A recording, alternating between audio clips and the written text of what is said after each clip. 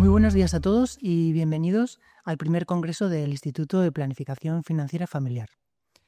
Gracias a todos por estar aquí y en un momento en el que hablar de dinero resulta incómodo, pero es más necesario que nunca. Porque el dinero, aunque solo sea una herramienta, impacta profundamente en cómo vivimos, cómo decidimos y en muchas ocasiones en cómo soñamos incluso. En el instituto creemos que la educación financiera no es solo saber ahorrar e invertir, sino que es una herramienta de libertad que permite a las familias vivir con más tranquilidad, más orden, incluso más generosidad. Por eso nuestra misión es clara: acercar la educación financiera práctica a las familias y ayudar a que cada hogar pueda construir su estabilidad económica desde el conocimiento y los valores. Porque la familia es la célula viva de la sociedad, que merece ser cuidada y valorada, también en el ámbito de su salud financiera. Aristóteles, en su Ética Nicómaco, decía: el bien supremo al que aspira todo ser humano es la felicidad, y la virtud es el camino para alcanzarla. Y también advertía que el dinero no es un fin en sí mismo, sino que es un medio para vivir bien, en armonía con los demás y con uno mismo.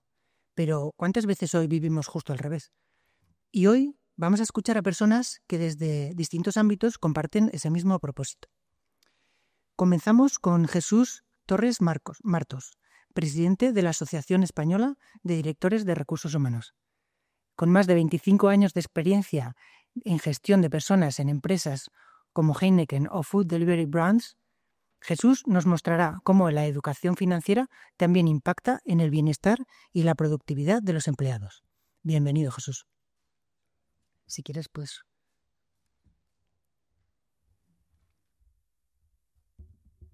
Bueno, muchas gracias por la introducción. Bueno, yo venía hoy un poco a hablar desde el punto de vista de la visión de la empresa y de la función de recursos humanos, cómo intentamos o deberíamos intentar trabajar lo que es una parte de lo que llamamos el bienestar y la salud dentro de la compañía. Una de las patas importantes, ahora lo veremos, hay 5 grandes palancas que mueven todo lo que es el estatus de salud dentro de una empresa para los empleados, y uno de ellos evidentemente es la salud financiera. Y cómo desde las empresas podemos ayudar a que, respecto de algunos datos que voy a dar ahora, podamos mejorar la situación y la salud de nuestros empleados desde el punto de vista financiero. Algunos datos que he sacado por poner un poco en contexto dónde estamos, ¿no? Bueno, según el último informe de la Red Europea de Lucha contra la Pobreza y la Exclusión Social, su filial en España, en España tenemos un 26,5% de la población en riesgo de pobreza y exclusión social, ¿vale? Esto supone 12,7 millones de personas. Es una barbaridad, ¿vale? De hecho, el 37,1% de los hogares españoles manifiesta que no tuvo capacidad de hacer frente a gastos imprevistos en 2023. Es decir, le surgieron gastos familiares, pues me imagino una lavadora que se rompe o un coche que se estropea, no pudieron hacer frente a esos gastos imprevistos. Y después, 2,5 millones de trabajadores en España, gente que está trabajando, no estamos hablando de desempleo y todo lo demás, manifiestan o están en una situación de pobreza laboral. Es decir, no llegan a fin de mes pese a estar trabajando, ¿vale? Esto supone un 11,6% de los ocupados en España, ¿vale? Y el porcentaje de los que llegan con dificultades es más alto. Según el último informe de la OCU al respecto, el 63% de los hogares españoles manifestó en 2024 tener dificultades para llegar a fin de mes. Estos son 23 millones de españoles, que es casi la mitad de la población. Es decir, al final estamos hablando de una situación compleja desde el punto de vista financiero en el entorno en el que la juego. En un país donde la economía va bien, resulta que lo macro no impacta en lo micro. Nos encontramos con un entorno que además palpamos en las empresas de descontento por la situación financiera, es decir, con el salario que estoy percibiendo, porque no me permite llegar ni siquiera, o me dificulta mucho llegar al fin del mes, ¿vale? Por eso yo creo que las empresas nos tenemos que plantear seriamente nuestra política retributiva antes que nada, ¿no?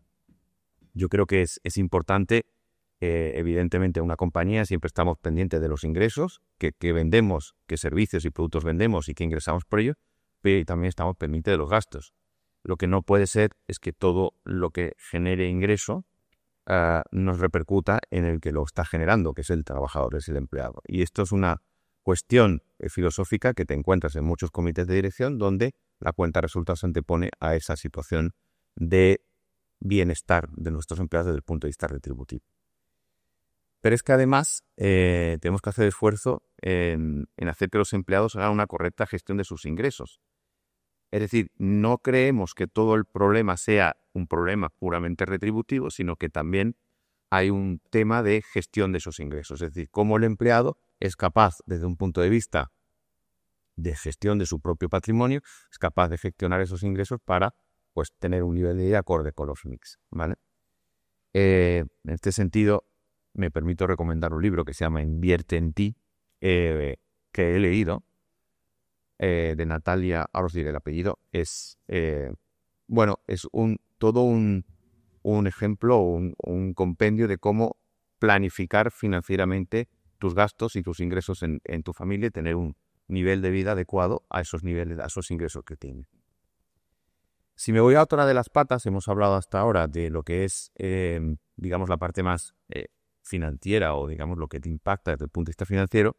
La otra pata para nosotros importante cuando hablamos de salud financiera es la salud, ¿no? Estamos en el país que somos el rey del absentismo mundial. Es decir, España, hoy, un 7,4% de los españoles no van a trabajar por causa de enfermedades, ¿vale? 7,4 es que supone que 1,2 millones de trabajadores cada día falta trabajar por este motivo.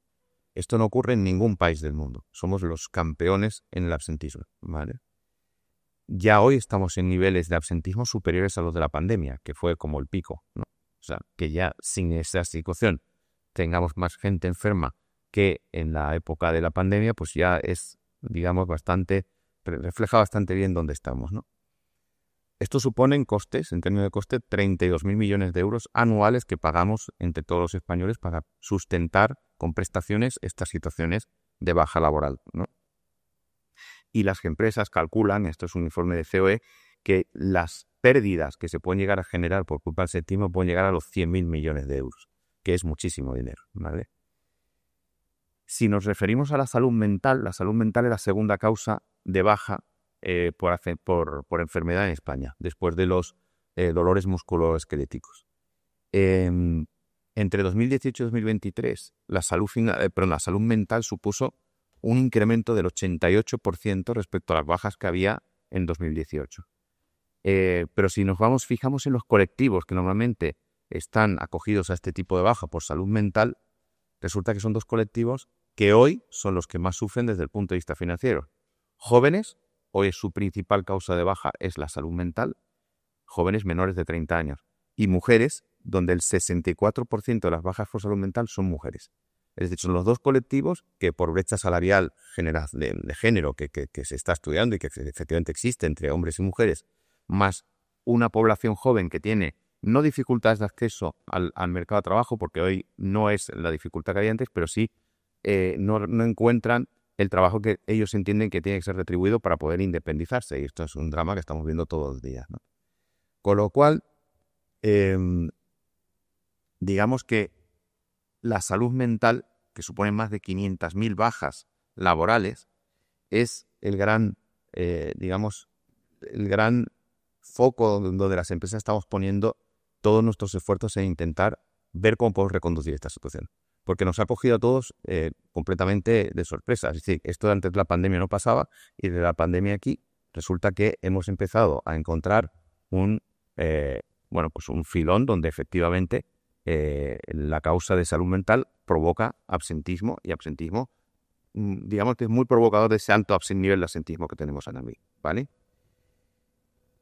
Y entonces le surge la pregunta, ¿no? Si vemos los diagnósticos por baja, vemos que hay un incremento, hay un 230% que han subido las bajas por estrés laboral. 230%. Si vemos otros temas como ansiedad o síntomas emocionales, los porcentajes son incluso superiores, ¿no? Hasta del 490%.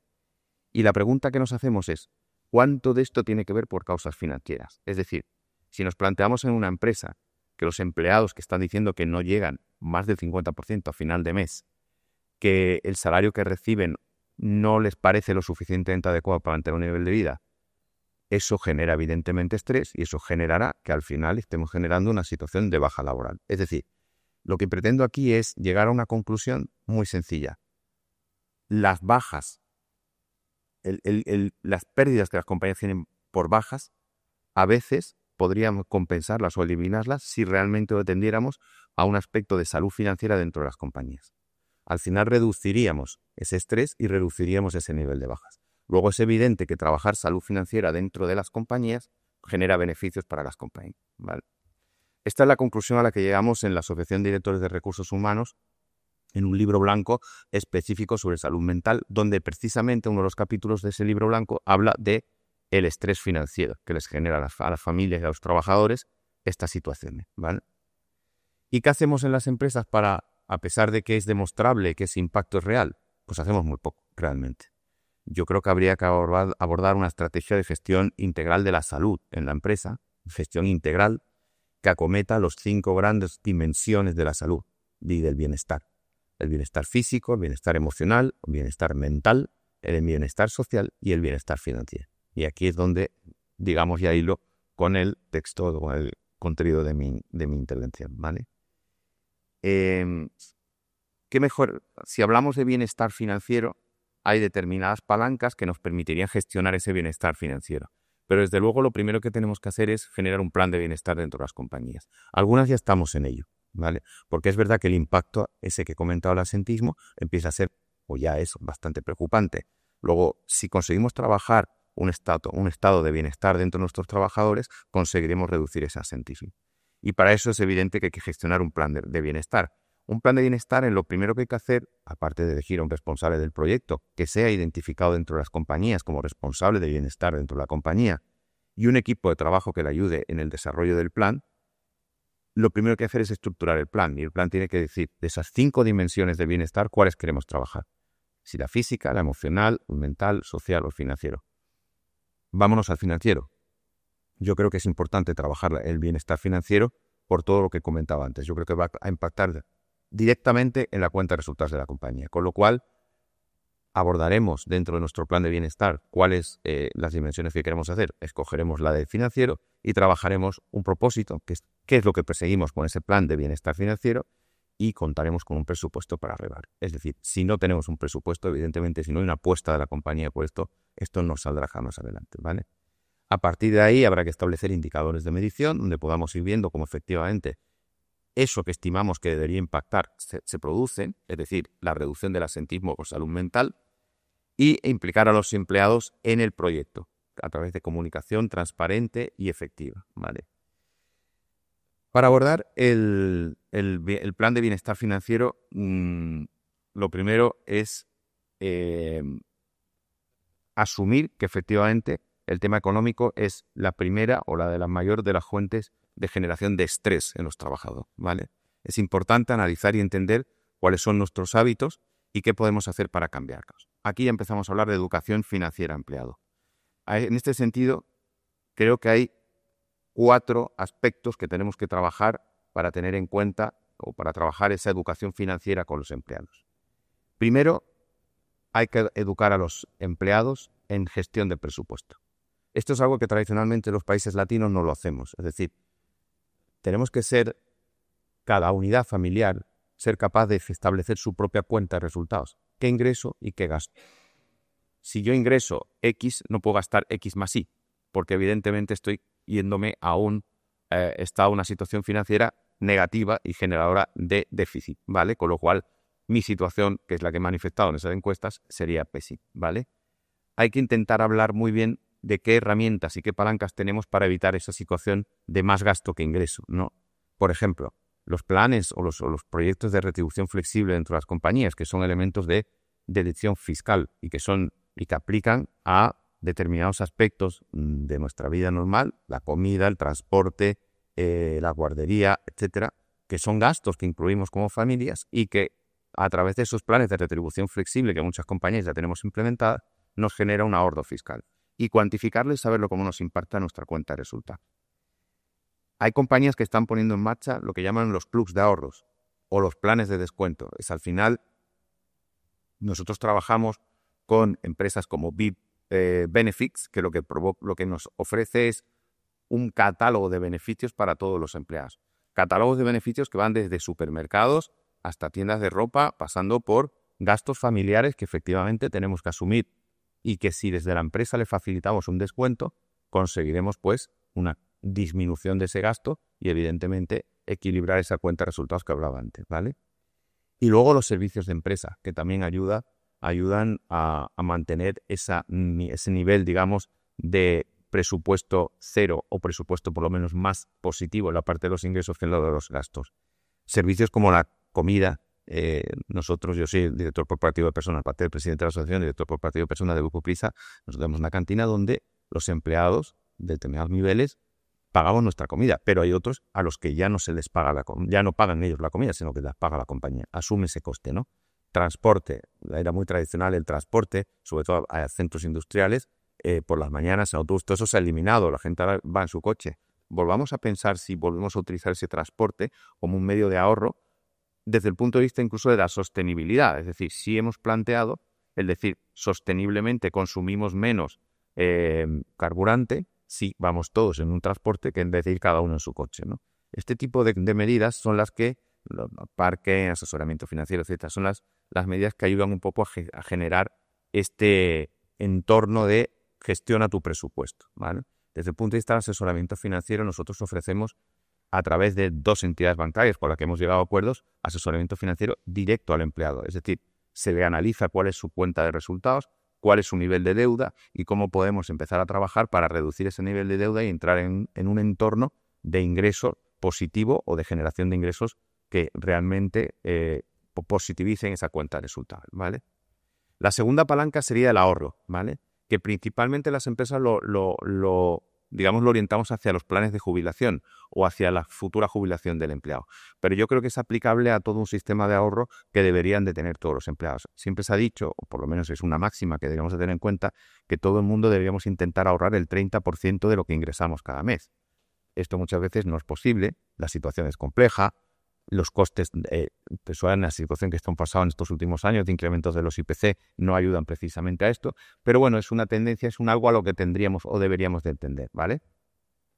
Nosotros, aparte de los planes de jubilación y de ahorro, que son de libre acceso por parte de los empleados, es decir, el que quiera, nosotros le ofrecemos el vehículo para ofrecérselo, sí hemos puesto en marcha a través de esa entidad financiera simuladores de cómo invierto y cómo ahorro. Es decir, si soy capaz de enseñar a la gente que puedo invertir a pesar de que mi salario no sea excesivamente alto y que eso me va a generar un ahorro y cómo esa inversión la tenemos que orientar a una inversión a largo plazo, huyamos de las inversiones, relámpago de invierto y mañana recupero, sino que la inversión siempre es a largo plazo. Si conseguimos esa sensibilización a lo que supone ahorrar y cómo invertir tu ahorro en positivo, yo creo que conseguiremos también reducir ese estrés financiero. Al final se trata un poco de lo que hemos llamado el coaching financiero dentro de las compañías. Y esta es la parte educacional que estamos haciendo con un departamento específicamente dedicado a esto, ¿vale? Luego hay otra palanca que sería la protección ante imprevistos y protección a la familia, ¿no? Entonces aquí estamos hablando de la generación de, obviamente, la parte aseguradora, todo lo que son seguros, todo lo que tiene que ver con seguros de accidentes, de incapacidades permanentes, de vida, en fin, aquellos seguros que protegen contingencias graves que puedan ocurrir a los empleados. Pero también trabajamos la gestión de los imprevistos, digamos, más comunes, más tradicionales que hemos hablado antes, ¿no? Plataformas de acceso a sistemas de financiación que te permiten asumir esos gastos con un coste muy, muy bajo. Y volvemos otra vez a esos acuerdos por entidades financieras. Y por último, y el cuarto elemento que se ha puesto muy de moda últimamente y yo creo que ayuda realmente a trabajar en evitar el endeudamiento de las familias y de los empleados, son los anticipos regulados. Es decir, aquellos anticipos que se hacen contra tu trabajo ya realizado.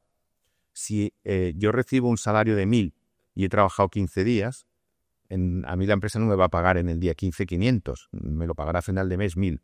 Pero si me hace falta el dinero y la empresa es capaz de ofrecerme esos 500 o parte de esos 500 que ya he ganado porque ya han pasado esos 15 días, ¿por qué no voy a poder acceder ahí? Y si lo hago a coste cero, es decir, la empresa asume el coste del interés que supone anticipar esto, pues efectivamente estamos ayudando al empleado a que ante imprevistos y situaciones poco deseables, pues sean capaces de asumir con su propio pecunio ese coste imprevisto y que gestione y que impacte su cuenta de resultados. Esto sin educación financiera es imposible. Y hay empresas que ya se dedican específicamente a hacer todo este planteamiento de anticipo de una forma bastante impactante. Yo la he utilizado en hostelería cuando trabajaba en Telepizza, en Food Delivery Brands, y tenía un 80% de aceptación por parte de los empleados. Ellos asumían un pequeño anticipo algunos meses, pero la educación financiera lo que les permitía era que fueran conscientes de que no puedo estar pidiendo anticipos constantemente porque entonces me descapitalizo. Es decir, cuando vaya a cobrar mi salario ya me lo he gastado con anterioridad. Así que mucha educación financiera en ese sentido, ¿vale? La realidad, y como a modo de conclusión, es que todo este tema de la educación financiera, si realmente queremos, si somos conscientes de las empresas que educando financieramente a nuestros empleados conseguimos impactos positivos en la cuenta de resultados de la compañía, y fijaros lo que digo, en la cuenta de resultados de la compañía, pues evidentemente conseguiremos que los comités de dirección inviertan en este tipo de actividades y de acciones. Actualmente, que es otra de las cosas que las empresas decimos, todo lo hacemos con impulso privado. No encontramos una ayuda pública ni ningún tipo de palanca que nos ayude a las compañías a gestionar este tipo de educación financiera dentro de las compañías. Sí, podemos decir que tenemos el Forcen y toda la parte de formación que podemos aplicar si hacemos formación efectiva y real a los empleados, pero el Forcen al final no es más que el anticipo. Yo he anticipado antes, vía cotización a la Seguridad Social, ese dinero que después voy a invertir en los empleados. Con lo cual, realmente lo que detectamos en las compañías, y esto lo he hablado dentro de nuestra asociación, pero también por la COE, es que no encontramos esa palanca pública que nos ayude a gestionar todo esto desde el punto de vista interno de las compañías. Con lo cual, ¿qué nos queda? Enfocarlo, como digo, enfocarlo hacia la vía de la cuenta de resultados, enfocarlo desde el punto de vista de decir, si consigo que los trabajadores estén más contentos, más felices, más satisfechos porque son capaces de gestionar sus ingresos, reduzco ese nivel de estrés financiero, reduzco asentismo laboral a través del decremento de las bajas por salud mental, tendré que ser capaz de sacar los números para demostrar a mi comité de dirección que efectivamente invertir en salud financiera repercute positivamente en la cuenta de resultados de la compañía. Con lo cual, todo lo que yo venía a contar hoy va muy enfocado desde el punto de vista empresa. Yo entiendo que aquí hablamos de familia y todo más, pero la empresa es la fuente de ingresos de las familias. Y si no hacemos nada desde las empresas, pues difícilmente vamos a conseguir eso desde la familia. Y la segunda parte es que, y esto ya es un tema, digamos, de detección personal, cuando hablamos de formación en las compañías, resulta que es que solamente un 10% de los empleados perciben como positiva la formación que reciben. Es decir, hay una desconexión en muchas compañías, un gap bastante grande entre lo que ofreces como formación y lo que el empleado está esperando en formarse. Con lo cual, entendemos que si formamos en cuestiones prácticas que realmente impacte en el estado de bienestar del empleado, sí vamos a hacer más interesante esa formación. Y la inversión que hacemos en formación también va a ser más rentable. Y trabajar en planificación financiera y trabajar en educación financiera desde el punto de vista formativo también aporta signos positivos dentro de la tesis. Poco más, era un poco el argumento que quería ver. Me parecía interesante partir de dos grandes realidades, que es la situación de pobreza que desgraciadamente tenemos en España o percibida en España con el tema del asentismo y como todo volcado sobre un plan de formación y de educación financiera, pues generaría reducciones de esas situaciones que estamos contando. Así que yo con esto... Muy bien. Muy bien, pues después de esta magnífica ponencia de Jesús, vamos a dar paso a Elizabeth Wakefield, que es nuestra siguiente ponente y es asesora financiera independiente certificada por EFPA, España, especialista en educación financiera e inversiones. Con más de 8 años de experiencia ayudando a familias a mejorar su economía, nos enseñará cómo planificar de manera autónoma y sostenible. Bienvenida, Elizabeth.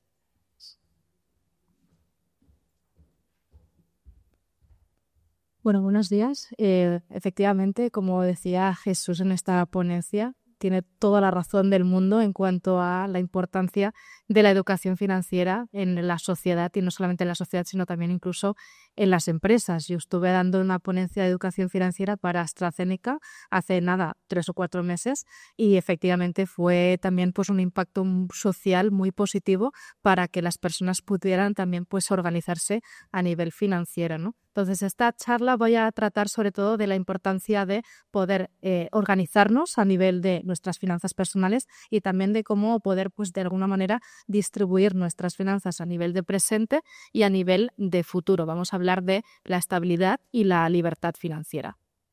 Primero de todo, bueno, me presento, que también me han presentado muy bien. En este caso, yo soy asesora financiera independiente. Me gusta mucho la palabra independiente porque no nos casamos con ningún banco ni con ninguna entidad. Siempre vamos a poner el foco del cliente en el medio, y esto hace que justamente busquemos las mejores opciones con el cliente de cara a conseguir pues cuáles son esa distribución de inversiones, de planificación financiera, para justamente pues poder acercarle a sus objetivos de una forma lo más pronto posible, y teniendo en cuenta también pues su perfil de riesgo, sus experiencias, sus preferencias, etcétera, etcétera. Entonces, pues también me gusta mucho la divulgación financiera, y también pues escribo también libros de temas de educación financiera, como ese fue el tema de mi último libro, que se llama Finanzas Conscientes, que es como se llama el nombre de la empresa. Bueno, hablamos también de la estabilidad, de la libertad financiera. La verdad es que en redes sociales se mueve mucho lo que es la palabra alcanzar la libertad financiera. Parece que es como que es el sueño de cualquier persona, ¿verdad? Pero no sabemos muy bien que al final la libertad financiera pues es un paso, es un camino, es un viaje, y que muchas veces no nos paramos a dar cuenta que lo más importante también, sí, genial, me encantaría, ¿no?, conseguir esa libertad financiera, pero lo ideal es conseguir esa tranquilidad financiera, ¿no?, esa salud financiera. ¿Y esto cómo se consigue? Se consigue pues dando precisamente esos buenos pasos, ese buen método para poco a poco llegar a alcanzar esa seguridad financiera que necesitamos en el día a día, que vendría siendo el hecho de pues, poder llegar a final de mes tranquilamente, de poder tener unos buenos ahorros, de invertir también de cara al futuro, que eso lo hablaremos un poquito más adelante, que es muy, muy importante de cara también a un poco a ver qué es lo que está pasando a nivel macroeconómico y a nivel también de decisiones un poquito más gubernamentales que nos afectan a todos, ¿no?, por desgracia, y que esto hace que también la importancia de saber gestionar nuestro dinero. ¿Por qué? Porque al final, ¿qué es lo que pasa? Que la mayoría de personas trabajan para pues conseguir digamos, pues un salario, y este salario entonces se tienen que distribuir. Si realmente conseguimos esa tranquilidad y esa salud financiera, pues es un paso más allá para que luego poco a poco seamos más independientes a nivel financiero, y que podamos también incluso conseguir todos y cada uno de nuestros sueños, ¿no? Y no tengamos entonces problemas en el futuro de dinero, que al final es que el dinero mueve el mundo, nos guste o no. Cuando nos levantamos por la mañana, encendemos la luz, esto cuesta dinero, desayunamos, cuesta dinero, cogemos nuestro vehículo, cuesta dinero, absolutamente todo en la vida cuesta dinero. Por tanto, el factor del dinero, así como la salud y evidentemente el amor, pues también es un factor importante, ¿no?, que hay que saber gestionar. Bien, como siempre digo, invertir o gestionar nuestras finanzas sin un GPS, ¿no? Es como coger el coche y empezar a dar vueltas por todas partes. Si realmente yo voy a un destino, ¿no?, tengo que saber si voy a coger el coche y voy a coger el GPS, o si voy a coger pues el tren o lo que sea. Yo vivo en Tarragona, soy de Barcelona, vivo en Tarragona, y hasta aquí pues he venido en tren, pero podría haber cogido el coche o podría haber cogido el avión o lo que sea. Entonces, no sabemos una destinación clara, entonces es muy difícil también poder organizarse, y esto es el problema también que tiene muchísima gente, que es que no sabe tampoco el por qué quiere, ¿no?, pues por ejemplo invertir, pues lo quieres debido a complementar tu pensión de jubilación el día de mañana, que ya hablaremos de este tema, lo quieres para, por ejemplo, pues pagar los estudios universitarios de tus hijos, lo quieres para comprarte una vivienda, lo quieres para qué quieres. Entonces, en este caso, ¿no?, invertir, que esto ya es la segunda derivada. Antes hablaremos también de lo que vendría siendo la organización de nuestras finanzas personales, que es la base de absolutamente todo, ¿no? Entonces, estas 4 paradas, que siempre digo, para poder hacer, pues tener un buen orden en nuestras finanzas personales, habría que hacer primero, tener un control presupuestario. Esto lo hemos hablado también antes cuando estaba hablando Jesús, en cuanto a una empresa, ¿no? Lo tiene bastante, digamos, asumido, lo que es la cuenta de pérdidas y ganancias en cuanto a ingresos menos gastos, y ahí tenemos el beneficio neto. Pues en este caso, ¿por qué no cogemos estos buenos hábitos empresariales y nos lo aplicamos en nuestro día a día de nuestras finanzas personales? ¿Por qué no cogemos y tenemos nuestra cuenta de resultados? Tenemos que tener un Excel de presupuesto. Yo anteriormente, antes de hacer todo este tema de asesoramiento financiero, estoy trabajando como auditora en una de las multinacionales de todo el mundo y después como controller financiera en una multinacional farmacéutica, y ahí uno de mis labores era precisamente tener un buen control presupuestario y hacer un budget, un forecasting, etcétera, etcétera. Entonces lo que tenía que hacer era ir a los diferentes departamentos de I+D y entonces ver también en función de lo que ellos habían presupuestado a principios de año y versus, ¿no?, lo que vendría siendo la realidad y ver qué desviaciones habían tenido.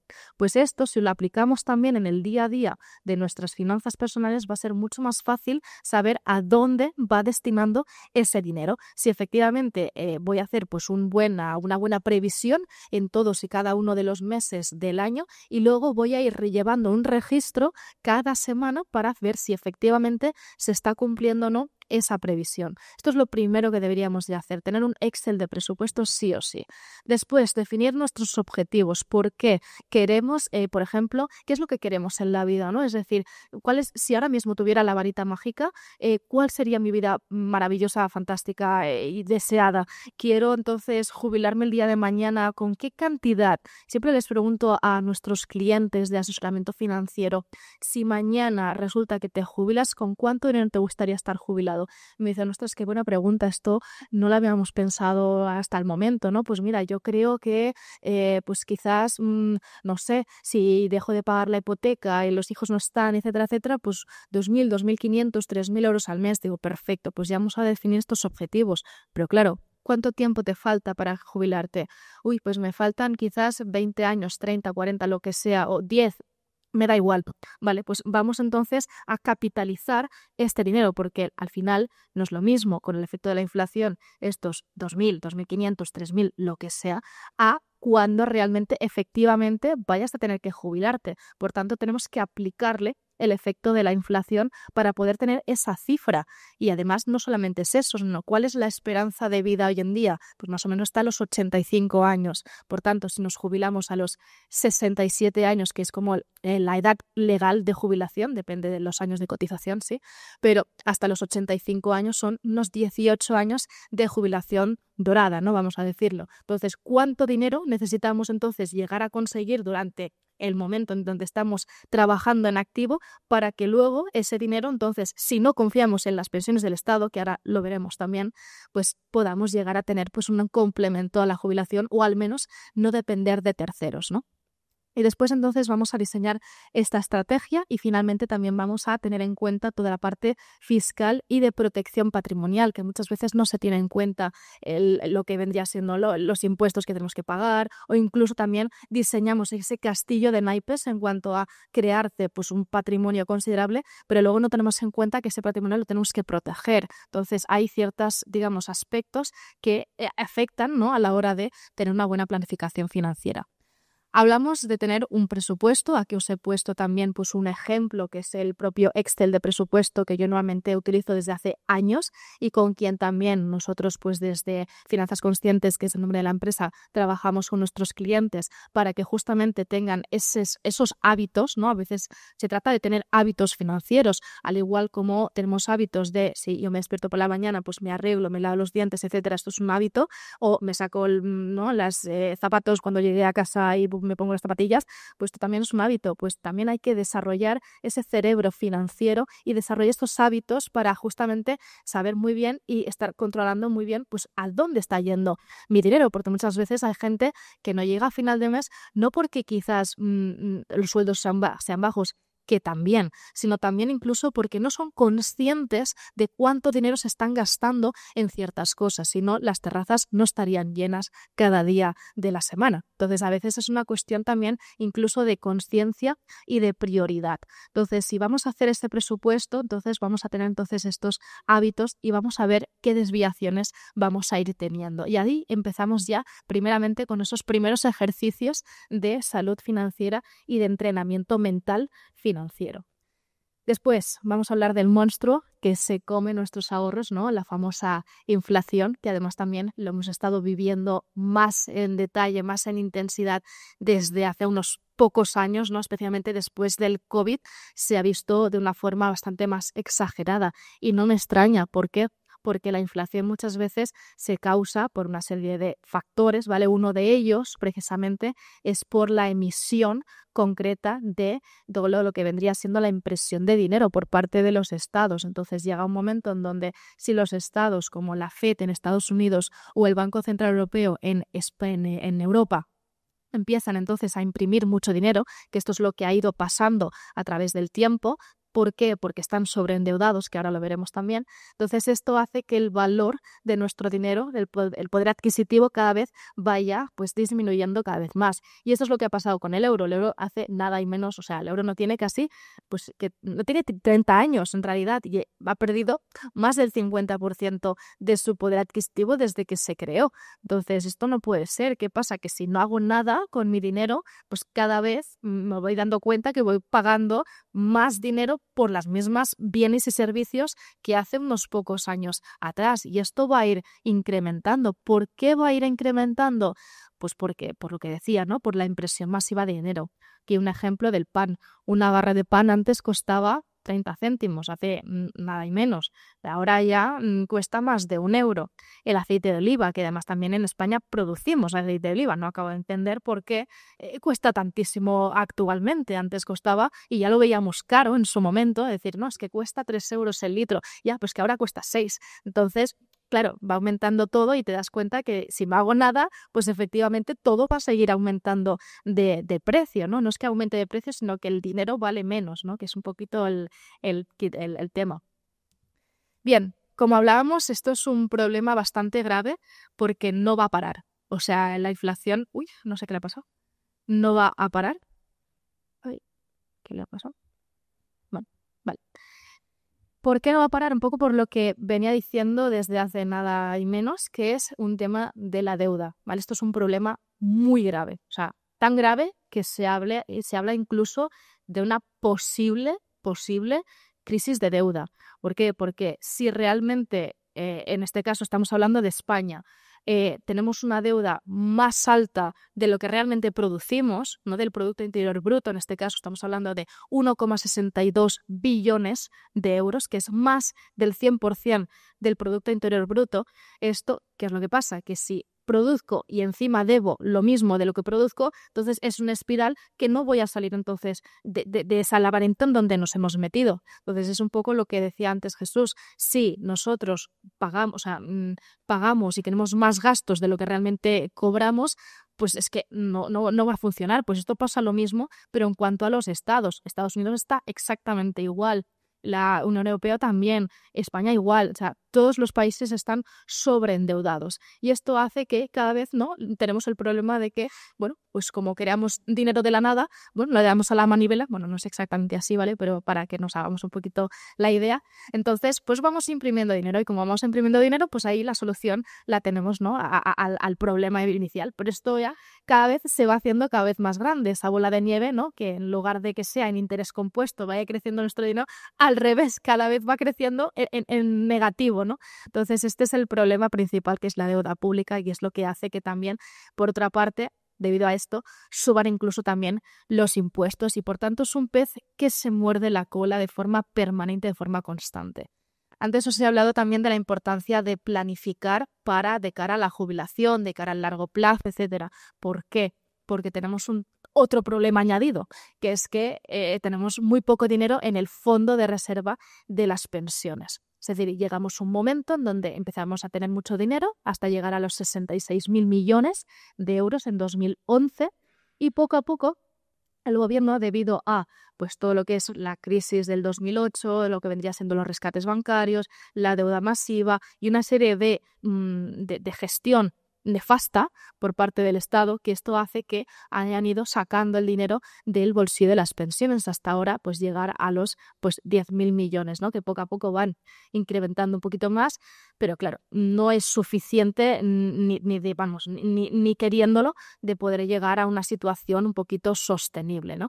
Entonces, claro, ¿qué pasa? Pues como estamos viendo que cada vez hay más jubilados porque todas las personas pues cada vez se van a ir jubilando más y la esperanza de vida va creciendo más, ¿no? La vida es más longeva y luego por otro lado la pirámide poblacional se está invirtiendo también y esto hace que las personas que están ahora en edad de trabajar no puedan sostener a las personas que se van a ir jubilando en el futuro, porque no nos olvidemos que esto es un sistema de reparto. Es decir, ¿qué significa un sistema de reparto? Que todas las personas que estamos trabajando ahora, cotizando, estamos pagando a las personas jubiladas. Por tanto, esto es también otra vez un pez que se muerde la cola, cada vez hay menos nacimientos, cada vez se va alargando más la edad en activo, ¿no? La edad en donde la gente joven empieza a trabajar y los trabajos son más precarios. Esto hace que cada vez haya menos cotizaciones para pagar a la gente que cada vez se va a ir jubilando más. Por tanto, ¿qué es lo que hace por parte del Estado, ¿no? Pues otra vez aumentar los impuestos para poder entonces pues hacer frente a todo esto sin realmente hacer una buena auditoría, que es un poquito aquí mi crítica como auditora, evidentemente, no lo acabo de entender por qué se hacen auditorías en la empresa privada y tú vas a la auditoría y revisas absolutamente todos los documentos y por qué no se hace una auditoría a nivel estatal. Bueno, no lo acabo de entender, es mi crítica, lo tenía que decir, lo siento, pero es que es así. Entonces, cada vez vemos, ¿no?, que la agencia tributaria va recaudando más y más y más y más impuestos. Tanto es así que comparativamente con antes de la pandemia estamos pagando un 52% más de impuestos que antes de la pandemia. Y entonces vemos que si los sueldos son inferiores, la inflación es cada vez superior, cada vez tenemos más problemas en las pensiones, y cada vez se recauda más, pues, ¿qué podemos hacer? Pues gestionar mejor nuestro dinero, porque es que si no, si lo dejamos en manos de terceros, aquí poca cosa vamos a hacer, ¿no? Bien, pues ¿cómo construyo riqueza? En este caso, incrementando mi patrimonio neto. ¿Cómo se incrementa el patrimonio neto? Focalizándonos en activos menos pasivos. Activos, todo aquello que yo tengo, ¿vale? Que todo aquello que pone dinero en mi bolsillo, lo que yo tengo en efectivo, en efectivo me refiero a activos, ¿no? Es decir, una casa, por ejemplo, también pues acciones de empresas, todo es lo que sería lo que me deben, ¿vale? Y también todo lo que yo tengo en sí mismo, ¿no? Que es lo que soy propietario.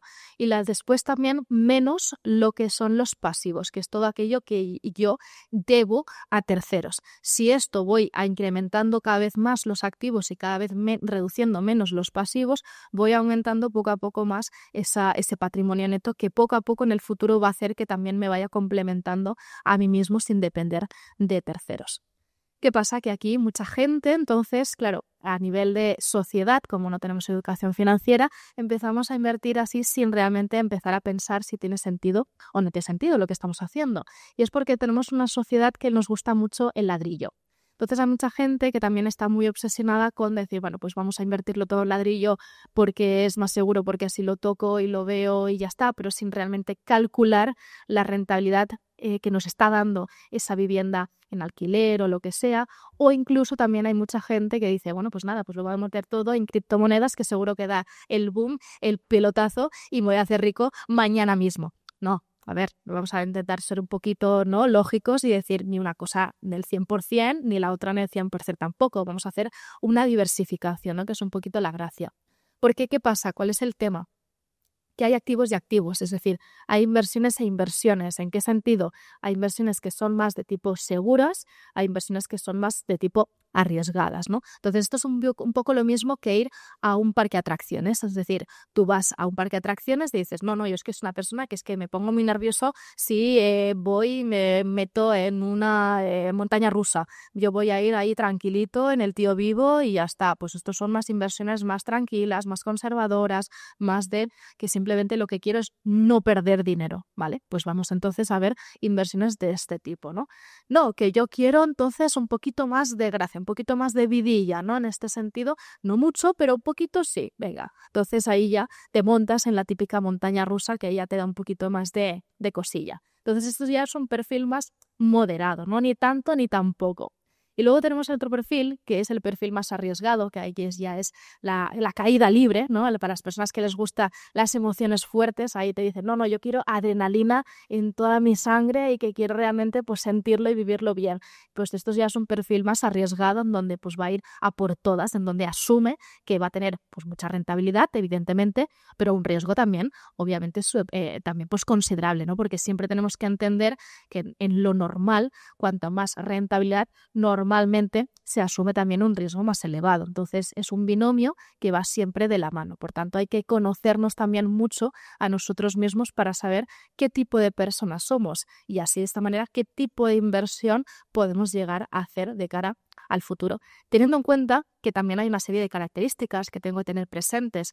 Hay cosas que quizás no dependen de mí, como es el tema de la inflación. No depende de mí, tengo que buscar inversiones que superen la inflación, efectivamente. Y hay otra cosa que tampoco depende de mí, o no depende tampoco de cada uno de nosotros, que es la fiscalidad. Entonces tenemos que tener en cuenta que de cada tipo de inversión pues va a afectar de una forma concreta y diferente a el hecho de pagar impuestos, ya sea por una ganancia patrimonial o ya sea por rendimientos del capital mobiliario, lo que sea, pero necesito entender cómo me va a afectar a mí fiscalmente, ¿no?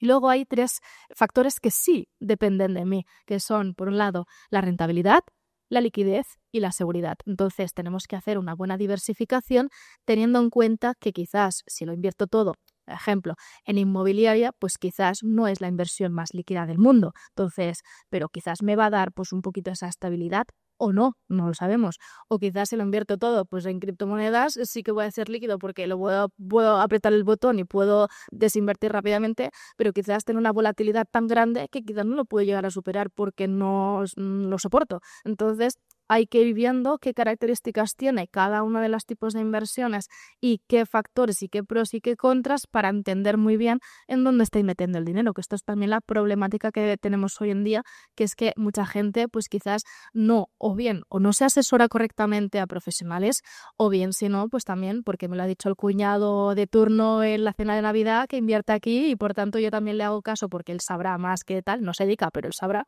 Y entonces yo invierto y pierdo dinero, entonces ya tengo el miedo a perder dinero, ¿no? Así que estaría un poco, hasta aquí sería como la parte más básica de lo que yo veo que hay que hacer, ¿no? El día de mañana para poder pues hacer una buena gestión de nuestro día a día y también para hacer una buena gestión de nuestro futuro. Entonces, ¿cómo lo vamos a hacer? También pues vamos a intentar focalizarnos en construir, ¿no? Cuando construimos una casa no podemos construir el tejado, tenemos que construir primero los cimientos, luego las paredes, luego las ventanas, ¿no? Y luego poco a poco así para que no se caiga. Pues esto es exactamente lo mismo. Vamos a ir poniendo los cubos uno por uno. En el corto plazo, ¿qué voy a necesitar? Mi colchón de seguridad, mi fondo de emergencia, un dinero que no voy a necesitar para nada, simplemente para por si acaso se me pasa algún tipo de sorpresa que no había presupuestado. Es decir, las vacaciones me las tengo que presupuestar. Esto no es una sorpresa, ya lo sabíamos. Que se estropee el coche. Eso puede ser que sí, que es una sorpresa y no me lo esperaba. O que, por ejemplo, se me haya roto la nevera o la lavadora. O que haya tenido un accidente. Yo tuve un accidente de moto hace 3 o 4 años. Evidentemente no me lo había presupuestado, pues no me lo esperaba. Entonces ahí sí que tuve que gastar un dinero en pues seguro médico, que sí citas médicas de no sé qué, que sí taxis, que sí de todo. Entonces son cosas que nos pueden llegar a pasar y que necesitamos tener un dinero disponible sí o sí de forma inmediata y que si no lo vamos a tocar bajo ningún concepto, lo vamos a dejar ahí esperando para por si acaso nos puede llegar a pasar cualquier cosa. Con eso no quiero decir que tengamos todo el dinero en el banco, evidentemente que no. ¿Por qué? Porque la inflación, si no, se nos come el valor adquisitivo. Entonces tenemos que ver cuál es esa cantidad que necesitamos tener en el banco por si acaso, pero tampoco mucho, ¿no? Luego, el medio plazo a nivel de inversiones con rentabilidad moderada para esa, por ejemplo, pues quiero comprarme la vivienda del día de mañana o mis hijos tienen, yo qué sé, 10, 15 años o así y van a ir a la universidad y por tanto ya veo que necesitaré en un periodo de 5 años aproximadamente un dinero X. Y luego ya el largo plazo, que ahí ya vamos a pues, tener pues, un horizonte temporal bastante más largo, como para que entonces, ¿no?, desarrollemos más esa inversión y que el dinero trabaje para nosotros.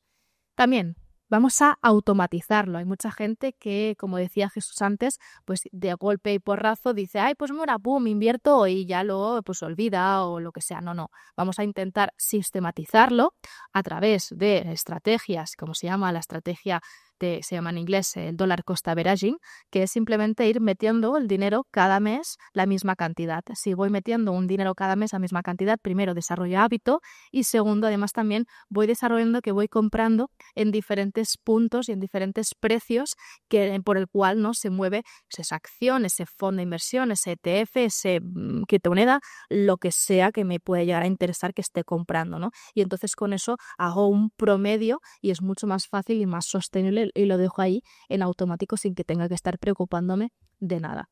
Luego la importancia de ser consistentes, es decir, mucha gente tiene la mala costumbre de que cuando resulta que hay algún tipo de crisis, de recesión, de momentos de inestabilidad, de noticias, de que si Trump ha dicho los aranceles, no sé qué, y debido a estos motivos baja de forma temporal pues los mercados, esto mucha gente lo que hace es que se asusta y lo saca cuando no está viendo que a largo plazo siempre nos hemos ido recuperando de todas y cada uno de los momentos más de incertidumbre que hemos estado viviendo, ¿no? Ya sea, por ejemplo, pues la crisis de las .com, ya sea también pues la crisis de las hipotecas subprime, ya sea la inflación junto con la guerra de Ucrania y Rusia, de absolutamente todo nos hemos ido recuperando y así será, porque es la forma de evolucionar que tenemos como sociedad, ¿no? Pero es natural que pasen estas cosas y va a pasar, al igual que nosotros somos personas emocionales, no siempre estamos contentos, no siempre estamos tristes, no siempre estamos enfadados y vamos pasando por diferentes estados emocionales a lo largo de el día, la semana, el mes, la vida, pues esto es exactamente lo mismo, ¿no? Entonces, pues a largo plazo siempre pues con esa tendencia alcista. Tercero, diversifiquemos, no metamos todos los huevos en la misma cesta. Es también importante, veníamos diciendo, no todo en inmobiliario, no todo en criptomonedas, no todo en bolsa, no todo en lo que sea. Entonces, la gracia está en poder diversificar y hacer una buena cartera para que poco a poco vayamos, entonces, no dependiendo de una sola temática de inversión en este caso. Entender algo que para mí también, bueno, para Einstein era también la fuerza más poderosa de la galaxia, que era el interés compuesto, es el interés compuesto, ¿no? Que es el efecto bola de nieve, el hecho de que pues yo invierto una cantidad, se me generan unos intereses, unos rendimientos y esos rendimientos lo voy a reinvertir otra vez y así se me hace cada vez más grande la inversión. Por eso decimos que a largo plazo pues la curva del interés compuesto es exponencial, no es lineal. Una curva lineal sería un tipo de interés simple, recojo estos dividendos o esos intereses, lo que sea, me los guardo y esa inversión sigue. Esto es de forma simple, pero de forma compuesta hago que estos intereses, estos dividendos los vaya volviendo a reinvertir y así se va haciendo cada vez más grande. Al principio no voy a ver prácticamente nada porque es lento esto, es constante, es permanencia, pero poco a poco a través del tiempo sí que voy a ir viendo pues una grandísima diferencia. Tanto es así que si, por ejemplo, invirtiéramos 250 euros al mes en un tipo de interés de un 7% anual, que es bastante fácil de conseguir, depende del tipo de inversión, va a ser fija o va a ser variable, ¿vale? Esto depende, pero en un tiempo de 10 años vista habremos metido de nuestro bolsillo 30.000 euros y habremos obtenido 43.523, es decir, se habrían generado 13.000 euros de diferencia en todo este tiempo, ¿no? En 10 años. Si yo cojo y digo, mira, pues ya que estoy, ¿por qué no lo dejo 5 años más? Entonces, al dejarlo 5 años más, tenemos un tiempo de 15 años y ya solamente con 15 años es que se duplica incluso. Por eso la importancia del largo plazo, porque cuanto más largo plazo, mejor. Al final el interés compuesto es más que una fórmula matemática que depende de cuánto dinero le meto, de cuánto es el tipo de interés y de cuánto tiempo lo dejo. Si cuanto más tiempo lo dejo, pues más dinero voy a tener también para ese largo plazo. Por eso es importante la consistencia, la constancia, el hecho de autoprometerte a ti mismo que este dinero va a ser para tú y yo del futuro, ¿no? No para tú y yo del presente, y ser más largoplacistas, que esto también muchas veces cuando me preguntan en entrevistas cuál es uno de los problemas que tiene la sociedad española, digo, pues que es cortoplacista, es que realmente no vemos más allá del fin de semana o del año que viene las vacaciones y si eso. Entonces no vemos que pues hay que ir planificando nuestra vida de forma financiera, ¿no? Y luego hablamos también pues de las diferentes tipologías de inversión, que he ido también diciendo algunas cositas de por aquí, y vamos viendo pues que existen muchas más inversiones que realmente las que realmente quizás podemos llegar a pensar o de las que realmente quizás el banco nos lo puede llegar a dar. ¿Por qué? Porque quizás el banco pues está más sesgado por sus propios productos, por una serie de objetivos comerciales que tiene detrás, efectivamente, porque es una empresa y tiene que entonces pues cumplir un budget, ¿no? un presupuesto, y después también no solamente esto, sino que además también las comisiones bancarias de los productos bancarios son normalmente bastante más elevadas, lo cual hace que se me reduzca la rentabilidad.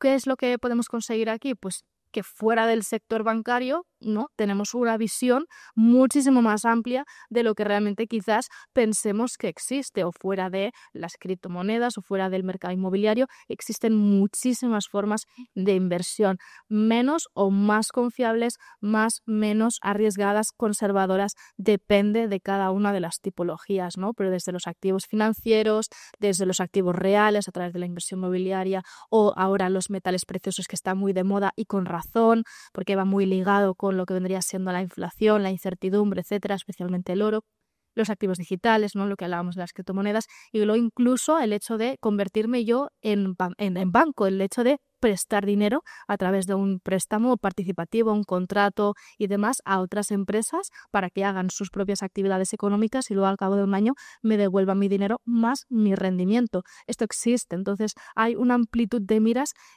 enorme y muy interesante con el que realmente poder hacer una buena combinación y con eso entonces intentar aumentar la rentabilidad reduciendo el riesgo.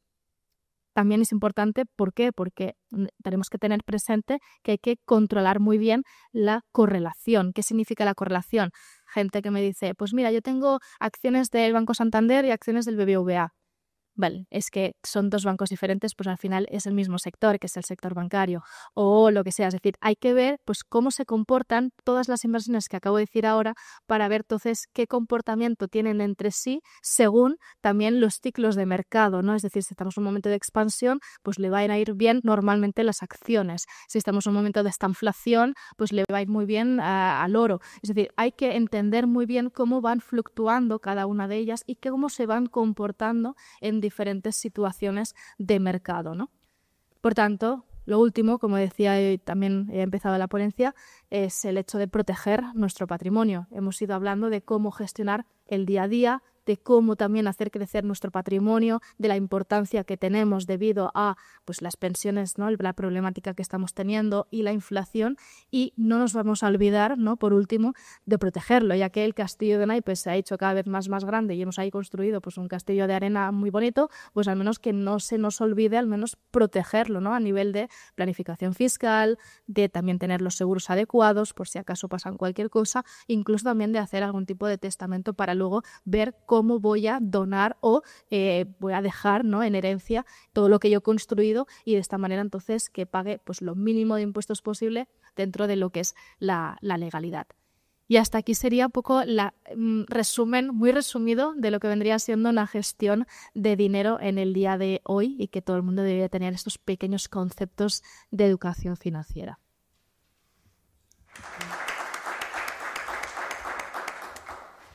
Fenomenal.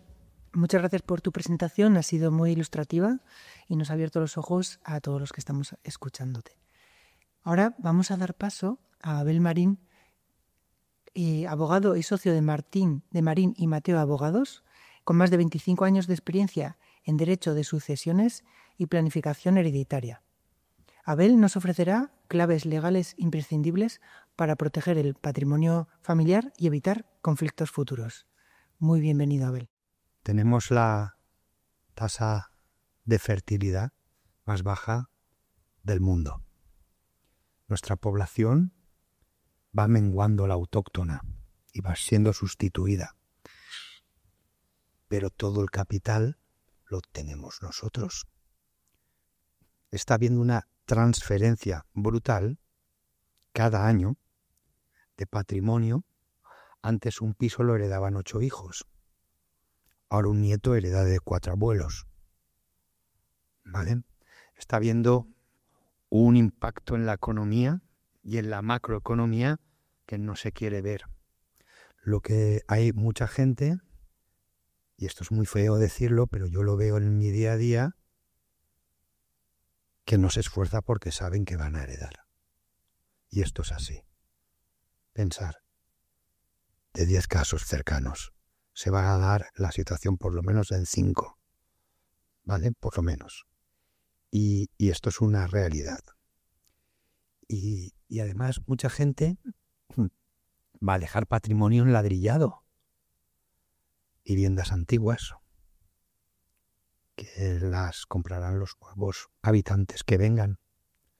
No los autóctonos, porque los autóctonos mayoritariamente heredarán, pero sí los de fuera. Las herencias es fundamental. La gente no habla de ello. Y lo único cierto de verdad, en cualquier participación que he hecho de formación, de educación financiera, porque todos son gráficos, rentabilidades a muy largo plazo, el oro, el Bitcoin, el SP500, el MSCI World, lo único cierto es que todas las vamos a cascar. Eso es así, ¿vale? Y yo vengo a hablar hoy de lo importante que es eso. ¿Por qué? Porque el dinero sí que es importante, pero observo yo en mis muchos años de experiencia que hay muchas familias que pasan los últimos años de su vida llorando por los problemas que le ha generado ese patrimonio que con tanto esfuerzo han hecho y que ven sus familias rotas porque no saben repartírselo. Se puede solucionar con derecho preventivo, también con derecho paliativo, igual que la medicina.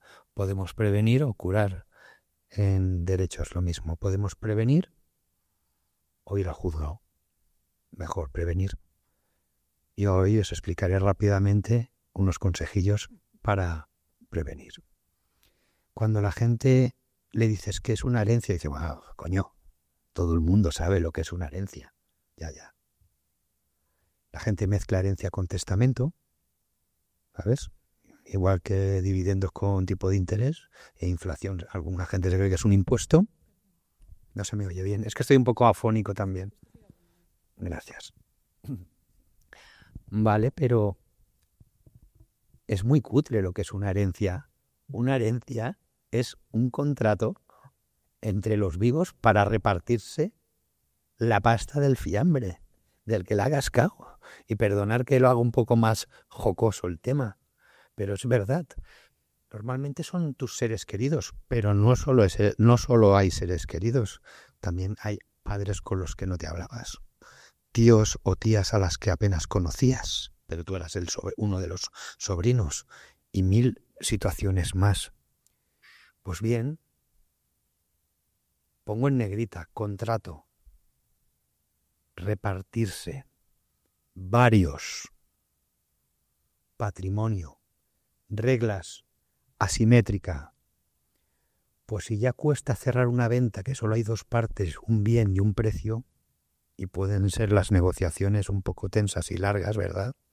Voy a hacerle una contraoferta al del piso, me pide 200, voy a hacerle 180, porque yo creo que les hace falta, y desde la otra parte pensando, pues no, porque el vecino la vendió por 220, si se lo dejo en 200 ya va bien, y eso crea tensión. Pues imaginaros, un piso en Getafe, otro en Chamartín, el apartamento de Gandía, la casa del pueblo de Ávila, y 100.000 euros en la cuenta. A la casa de Ávila se le tiene mucho cariño, porque pasábamos allí los veranos. Al apartamento Gandía no tanto, porque hay tantos miles que uno más, ¿verdad? Y a la casa familiar, porque siempre hay un hijo que le hace gozo quedarse en la casa familiar. Y hay una ley universal que no está impresa en ningún BOE del mundo, que es: lo que yo me quiero quedar lo valoro barato, y lo que no me quiero quedar lo valoro caro. Y ya vienen las guerras familiares. Y además hay reglas. Y si no hay testamento, las reglas son las que dice el Código Civil. Y en el Código Civil hay una cosita que se llaman legítimas. ¿Y las legítimas qué son las legítimas? Las legítimas es una parte que la debemos de respetar sí o sí a favor de ciertos familiares. Hijos y descendientes, si no hay hijos y descendientes, padres, abuelos, y 8 herencias hasta de tatarabuelo a tataranieta. Y esas cosas pasan. Cuando te cabreas con todo el mundo, desheredas a todos y el último que ha nacido, que es un bebé, pues a él se le toca. Al que no te ha dado tiempo a desheredar. De lo enfadado que estabas. Vale, podría contar 1000 historias, ¿vale? Y claro, patrimonio. Vamos a avanzar un poquito más. Vamos a hablar de las famosas legítimas. Perdona si a veces me separo del micro. A nosotros, los que estamos aquí, que somos todos de Castilla o de la Comunidad Valenciana, en mi caso, bueno, se nos aplica el Código Civil, pero también hay normas forales. Me voy a centrar en el Código Común, Código Civil Común, Derecho Civil Común, que se nos aplica a la mayoría. 2/3 partes de nuestro patrimonio, 2/3 partes es muchísimo, deben de reservarse a los hijos y descendientes. En una sociedad donde se tiene un hijo, 2, la gente que estamos aquí, por la edad que os veo, nuestros padres tenían 2, 3, alguna había de 4, ya pocos. Y de las familias de hoy en día hay uno, ninguno, un perro, gato y a lo mejor 2 hijos, ¿vale? Eso sí. Claro, cuando 2/3 de todo tu patrimonio va para tu hijo sí o sí, ¿qué capacidad de esfuerzo va a tener ese chaval? ¿Merece la pena seguir esforzando para tu jubilación? Porque la gente luego lo que quiere es dejar legado. Y hay abuelos que malviven con hijos que apenas los llaman, y ahí están 2/3. Si no tienes hijos, pero estás casado o pareja de hecho, no en nuestro Código Civil, en nuestro Código Civil tienes que estar casado, en los derechos forales se ha equiparado las parejas de hecho al matrimonio, un error desde mi punto de vista, pero ahí está, porque es que hay gente que está inscrita 3 veces con 3 parejas distintas, y como no hay ningún control, pues luego pasa lo que pasa, ¿vale? Oye, que si tienes tu piso y te has casado con tu mujer, resulta que si la cascas, tu mitad la hereda tu suegra. ¡Ostras! O sea, la mitad de tu pareja la hereda tu suegra, salvo que tengas testamento. Si tienes testamento se limita a 1/3, pero ya tienes que darle 1/3. Y si no estás casado, es aún peor. Si eres pareja de hecho, la mitad de tu patrimonio, aun con testamento, se la tendrás que reservar a tus suegros, a los padres de él o de ella. Y esto la gente no lo sabe, mayormente, porque se hace uno testamento cuando ve cerca la muerte. Y la muerte nunca la vemos cerca, la vemos siempre lejos. Entonces, hasta que no te plantas con 65 años, pues no ves mucho la necesidad. Y luego resulta que la cascas rápido a los 50 y lías la de Dios. Y los niños tienen 12 añitos, ¿vale? Eso es educación financiera. Porque es todo el patrimonio, absolutamente todo el patrimonio de una familia. Imagínate si no es... No me acerco. Vale, es que como estoy afónico... Vale, gracias. Los abuelos, los padres. O sea, hay gente que no tiene padres y hereda a su abuelo. Y dice, ¿pero cómo va a heredar tu abuelo? Hereda a tu abuelo, ¿por qué? Porque lo dice la ley. Hostia, ¿y eso desde cuándo? Un par de siglos. Por escrito. Pero de antes se escribían también en las leyes de Toro.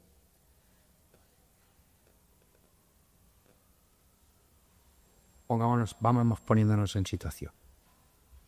Hemos dicho las reglas asimétricas, tener en cuenta las legítimas. Ahora, no sé qué se ve esto. habíamos puesto en negrita contrato. Un contrato o lo firman todos o no vale. Si vamos a comprar un piso y el comprador no quiere aceptar 180, o sea, el vendedor 180, no hay venta. Punto, se acaba. Eso lo entiende cualquiera.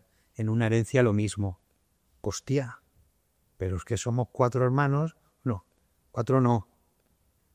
Mi hermana falleció, pero dejó 2 chiquillos, son menores, y el que manda por ellos es mi cuñado, que es un capullo. ¿Vale? Y además, como hay 2 menores, perdonad que hable así, pero es que se hace más, es más real, es que es cierto, ¿vale? Estas cosas son del puñetero día a día. Y resulta que como son menores, hace falta la autorización judicial. Hostia. Autorización judicial, si lo tiene que ver un fiscal y un juez.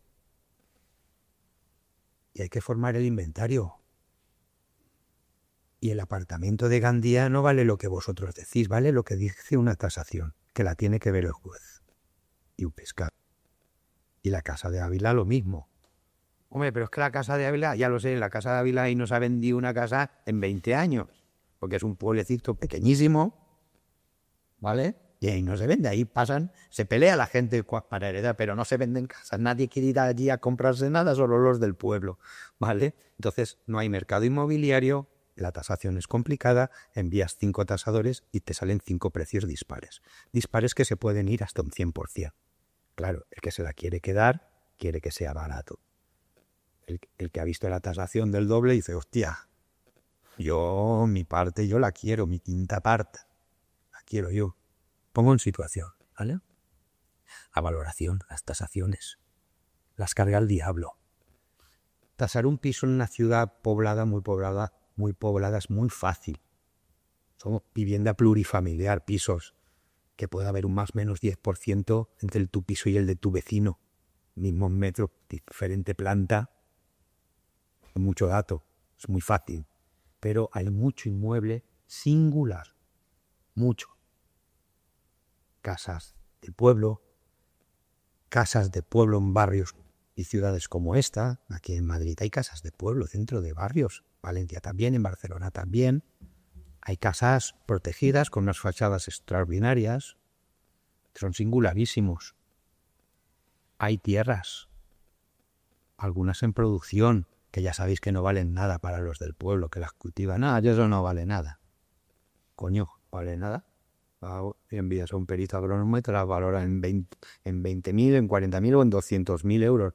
No te las quiere comprar nadie del pueblo. Entonces, ¿qué vale? Lo que dice la tasación, porque el precio de las cosas es el cheque con el que te las pagan. Es más. Lo demás, ensoñaciones. Unanimidad. Aplicar leyes, las legítimas de todo. Hostia, un poco complicado, ¿no? Ponernos de acuerdo en precios, lotes, adjudicaciones. Pero tranquilo que al final lo voy a solucionar todo. ¿Qué pasa con un heredero menor de edad? ¿Y cuándo es un discapacitado? Es que tenemos que repartir, pero es que mi hermano tiene una esquizofrenia. Es que tengo un hermano con síndrome de Down. Es que mi tío tiene Alzheimer. Esas cosas hay que prevenirlas. Hay que prevenirlas en vida. Las personas que tienen discapacidad, primero hay que protegerlas y empezar con el procedimiento de tutela, que ya no existe. Ahora es curatela. Vale, pero hablo de tutela porque tener un tutor legal es lo que comúnmente se conoce. Y es muy importante en las parejas, con vuestras parejas, tener lo que antes se llamaba un acta de autotutela, ahora se llama poder preventivo para casos de incapacidad cognitiva, ¿vale? Que quede inscrito en el registro civil, junto a nuestra partida de nacimiento. Es decir, si a mí me pasa algo y me quedo discapacitado intelectualmente, ¿quién puede gestionar lo mío? Si mueren mis padres y tengo que heredar, pues quien haya apoderado, mi tutora, mi mujer, mi marido, mi hermana, mi hermano. Con los menores es importante, si ya vemos que hay un niño que cuando llegue a la mayoría de edad, 18 años, no va a recuperar no va a llegar a los estándares de capacidad, ¿sí? Porque es limítrofe, porque tiene un retraso intelectual por algún tipo de dolencia, no dejemos que llega el chaval a los 30 años, porque no, si él se apaña, él sabe ducharse y se hace la comida, ya, hostia, no, joder. Vamos a ir preveyendo estas cosas porque luego se generan conflictos muy grandes y retrasos muy importantes a la hora de partir las herencias. Porque como la justicia española como es, pues no podemos estar que está con herencias 10 años. Como te quille una oveja negra que lo recurra todo, te has dado 10 años. Y 15. Porque las herencias son emocionales. La parte jurídica es fácil. Lo emocional es muy difícil. Se te cae tu hermano desde que erais pequeños, te cae mal, ¿no? Te cae mal. Ya os calentabais en la habitación desde pequeñitos, ¿vale? Y además, como el 80% de las parejas rompen, lo más habitual ahora es hijos de diferentes relaciones. Por lo tanto, hay mucha conflictividad con medio hermanos, que lo llama el Código Civil, hermanastros, hijo de padre o de madre solo. No he conocido, y esto lo afirmo, habrá, pero yo no lo he conocido, y son miles. Herencia pacífica y suave.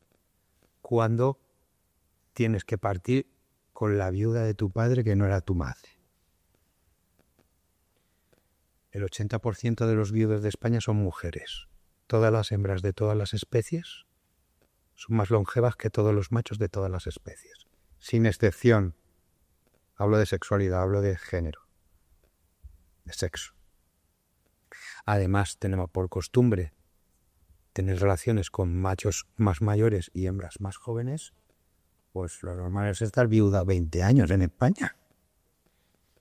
Claro, si das el usufructo a tu viuda porque tú quieres que tu última mujer con la que has convivido 25 o 30 años, de que mis hijos no la echen de casa, le doy el usufructo a la vivienda. Los hijos dicen, ¿entonces qué recibo yo? Si va a vivir ella, me voy a morir antes que ella. Mírala, que está como una rosa. Vale, perdonad que hable con esta sinceridad, pero es que un piso aquí en Madrid vale 500.000 euros. Es mi jubilación, es mi independencia financiera, es mi tranquilidad financiera, llámala como quieras. Pero si esta señora se muriera, o se fuera a su pueblo, o se buscara otro novio como mi padre, mi hermano y yo recibiríamos 500.000 euros, o sea, venderíamos eso, lo meteríamos en un fondo indexado, o donde nos aconseje Elizabeth, ¿vale? Y tenemos la jubilación tranquila. ¿Es importante o no es importante? Yo creo que es muy importante, pero es tabú. Y como yo soy un desvergonzado, pues lo digo.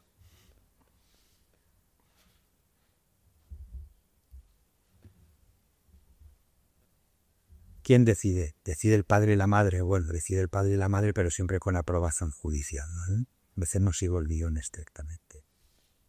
Vamos a poner un ejemplo. Este lo ha adaptado para este AFOR, ¿vale? Si mi patrimonio es de 1 millón de euros y nombro a mis 3 hijos herederos por partes iguales y lego a mi esposa el usufructo vitalicio, ¿qué pasará si lo tengo en...? El caso del piso ya lo contaba. Si tengo un piso en el barrio Salamanca que vale 1 millón de euros, es mi único patrimonio, y se lo dejo a mi viuda en usufructo, los 3 hijos dirán, joder. ¿Vale? La legítima estricta, que es 1/3, hay una cosa que se dice intangibilidad de ese tercio. Y es que los hijos tienen derecho a recibirla sin carga o gravamen o limitación alguna. Y el usufructo de la viuda es una limitación. Podrían impugnar ese usufructo y reducir el usufructo. En el ejemplo de un piso de 1 millón, le dirían los hijos a la viuda, no, 333.000 euros los tienes que dar en algo contante y sonante. Ay, hijo, es que no tengo dinero. O vende el piso y nos das los 300.000 euros y te compras con los otros 600.000, que también te puedes comprar un buen piso por... A mí hace poco una señora de aquí de Madrid me dijo que ya no se pensaba ir a un barrio mugriento. Un barrio bueno, pues comprarte otro piso, el de Pesqué, barrio del Pilar o un Getafe. Bueno, ¿cómo me voy yo a Getafe? Las cosas hay que preverlas. El piso se declaró, pero la acción es de Inditex. Dice Inditex, dice Repsol, dice cualquier otra compañía que dé dividendos o que tal. Claro, si le doy el usufructo a la viuda, los derechos políticos para votar de un accionista es el nudo propietario. El usufructo es el derecho a uso y disfrute. Está basado en recoger la cosecha, la lana de las ovejas, la leche de las ovejas y las cabras y las vacas. Y es un concepto de 3.000 años. En nuestro derecho de 2.500 años, desde los derechos romanos, pero vamos, muy común en todas las culturas. Pero claro, nuestras sociedades agrarias han pasado a sociedades tecnológicas, capitalistas y muy modernas. Y el usufructo de un piso es el alquiler, o vivir en él, y el usufructo de una acción cobrar los dividendos, no hay más usufructo. Y si la usufructuaria recibe un 3% de dividendillos de las acciones que ha heredado, recibe 30.000 euros y los hijos que reciben, nada. Y las pueden vender, sí, porque son dueños, las pueden vender. Pero dice la viuda, no, prestar fianza. Porque si no, si tú heredas el usufructo de un manzano y yo como las manzanas y tú sí para ser manzano, ya no tengo manzanas, ¿vale? Pues esto es lo mismo, no puedes vender las acciones porque es lo mismo que cerrar el manzano. Me quedo sin manzano. Me das el equivalente a la producción de 20 años de manzanas y yo te dejo cerradearlo. Y plantas por ahí, pues no sé, uno de aguacate que da más pasta. ¿Vale? ¿Y en un fondo indexado? O eso peor aún, si es que entonces la viuda dirá, no, un fondo indexado no, porque ese no reparte dividendos. Sé que hay excepciones, ¿no? Pero, y los otros sí, eso sí, porque mientras mi va esta, por lo menos va generando, va acumulando.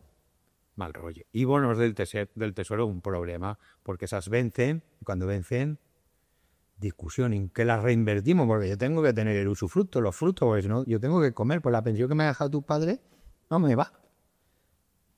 Ostras. ¿Y qué pasa si lo tengo todo en una sociedad patrimonial? Que yo desaconsejo casi siempre la sociedad patrimonial. Lo que pasa que cuanto más incultura financiera, más guachisnais somos todos. Y nos encantan las sociedades financieras.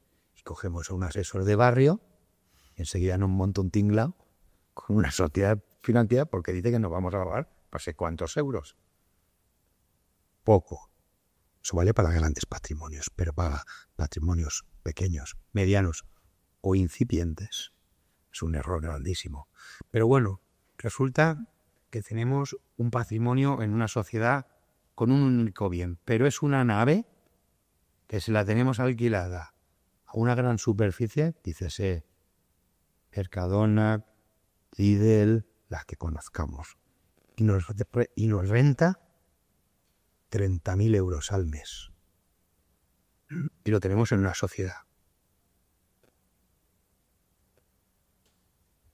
Pues lo heredan los 3 hijos, que son los que tienen el derecho político. Se llevan mal con el del medio, y no sé por qué siempre al del medio le tiene manía. No, es broma. Pero que veo más casos de que el del medio, o el pequeño tiene mucha diferencia. Ha sido un malcriado, tal, se ha cagado a todos a los papás y...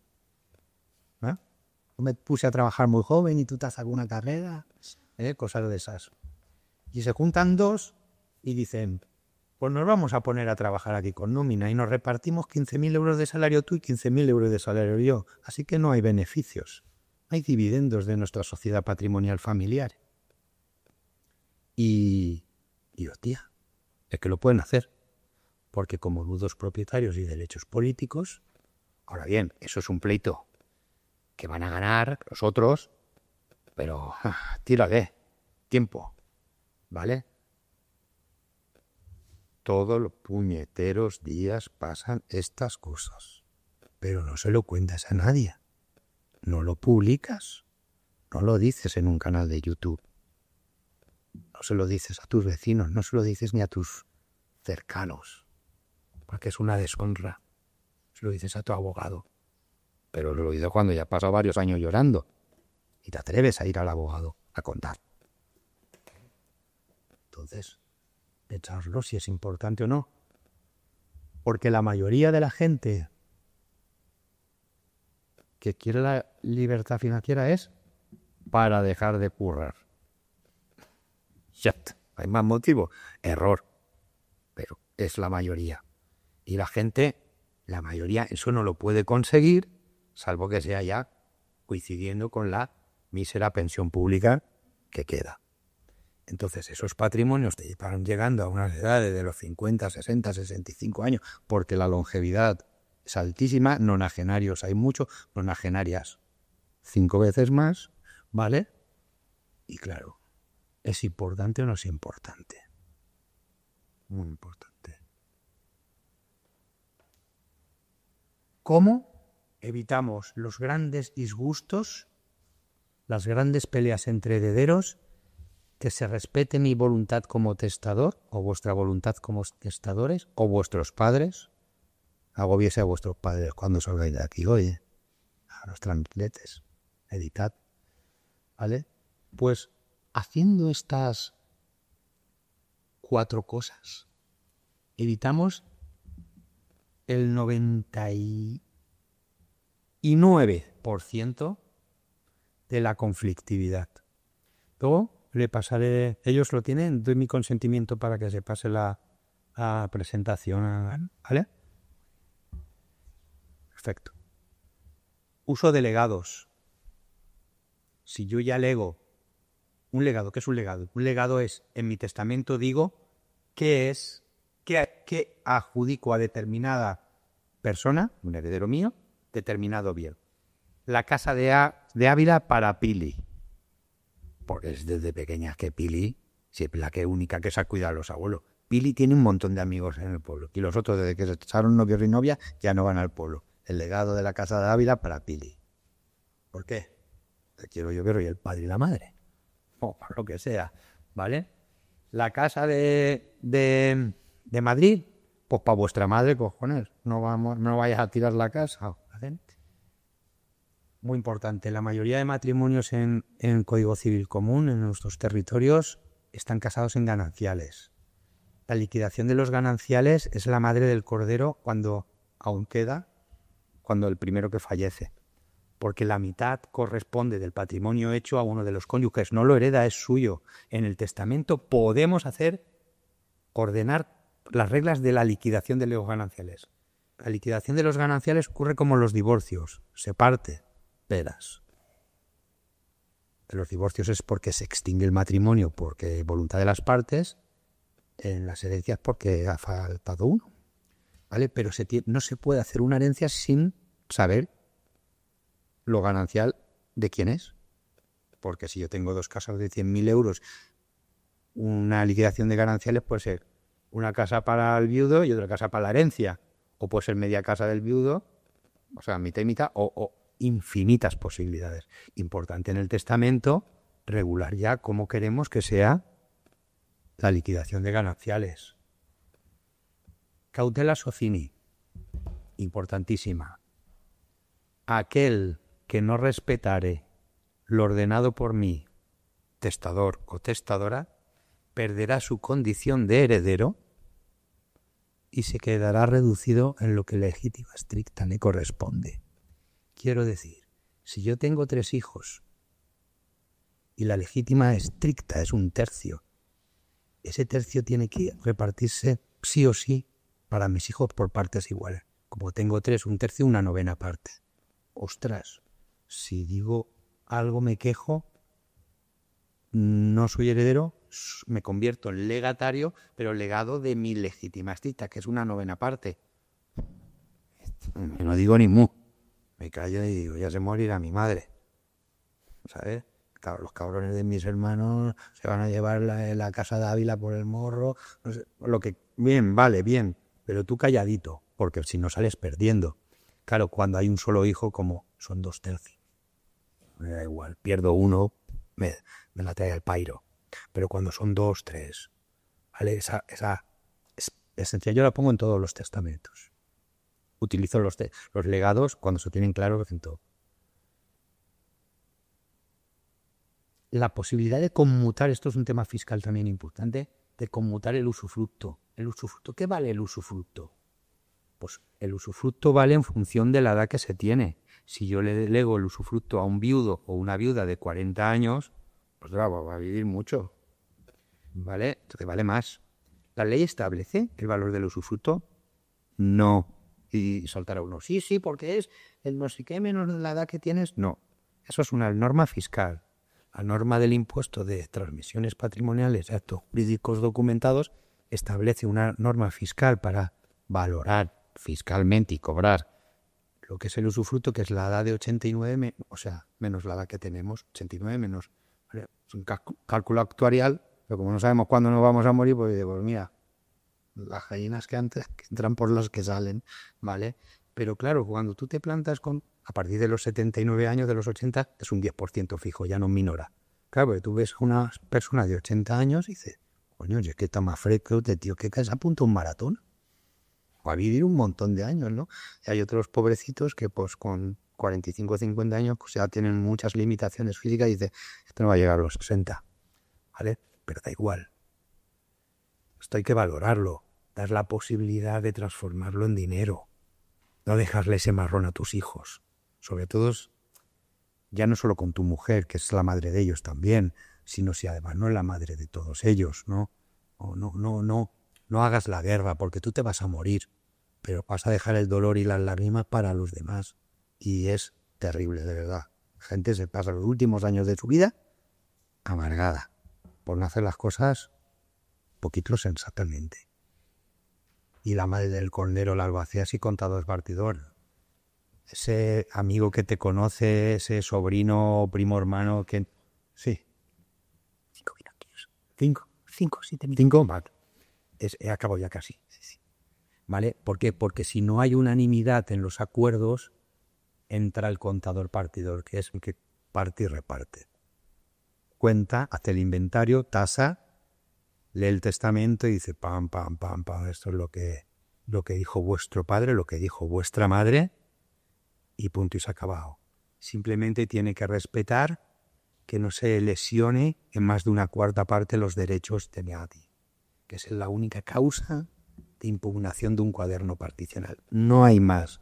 Por eso las tasaciones las carga el diablo, porque si hay diferencias de tasaciones y hay algunas desproporcionadas, pueden dar pie a un procedimiento de impugnación de todo el cuaderno particional. Pero un contador partidor mínimamente asesorado no se calienta la cabeza.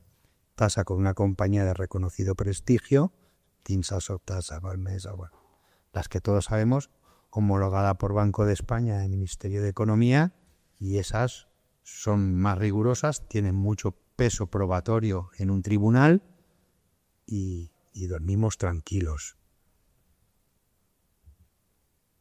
Albacea lo cuenta ya el contador partidor, el administrador de la herencia es algo similar, esto es muy importante para autónomos, ¿vale? Es muy similar a lo del albacea, y si yo soy un autónomo que no tengo sociedades ni nada y tengo un taller de mecánica, tengo 3 empleados, hostia, hay que pagar el me he muerto. Hay que pagar la nómina, hay que pagar el trimestre, una póliza de crédito me vence. No hice poderes a favor de mi mujer ni de ningún hijo. Ostras, si en el testamento preveo esto, por lo menos a gestiones hasta que podamos poner las cosas en orden, pues me facilita mucho. En un testamento también podemos nombrar quién queremos que sean los tutores de nuestros hijos si nos morimos, menores, si nos morimos en un accidente los dos. Yo el otro día dije, como lo hice, unos, ¿no? Viajan mucho ellos, ¿no? Y tienen miedo en los bienes, y un niño, y tienen miedo a... Dice, claro, si muere uno para una boca está el otro, hace cargo, pero si se mueren los dos, pues siempre es bueno ya designar en el testamento quién os gustaría a vosotros como padres, que sois a los que más queréis a los hijos, sois vosotros, los padres. ¿Quién crees que es el más idóneo? Al final un tutor lo nombra un juez, pero pues cuando leen el testamento y los padres pensaban que era mi cuñada Mari Carmen, pues si Mari Carmen está de acuerdo, el juez no se lo va a pensar ni la fiscal ni un minuto, ¿vale? Heredar sociedades, ya he dicho, los pedidos que hay. Y muchísimas gracias. Muy bien, pues muy amable y una presentación muy, muy interesante. Muchísimas gracias, Abel.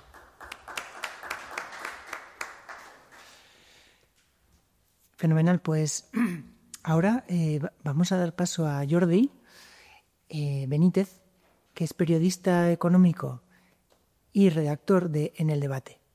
Con más de 20 años de trayectoria en medios como Capital, donde fue director y premiado por su labor divulgativa, Jordi nos ofrecerá una visión clara sobre cómo la información económica influye en las decisiones del día a día. Bienvenido. Muy bien, pues muchas gracias.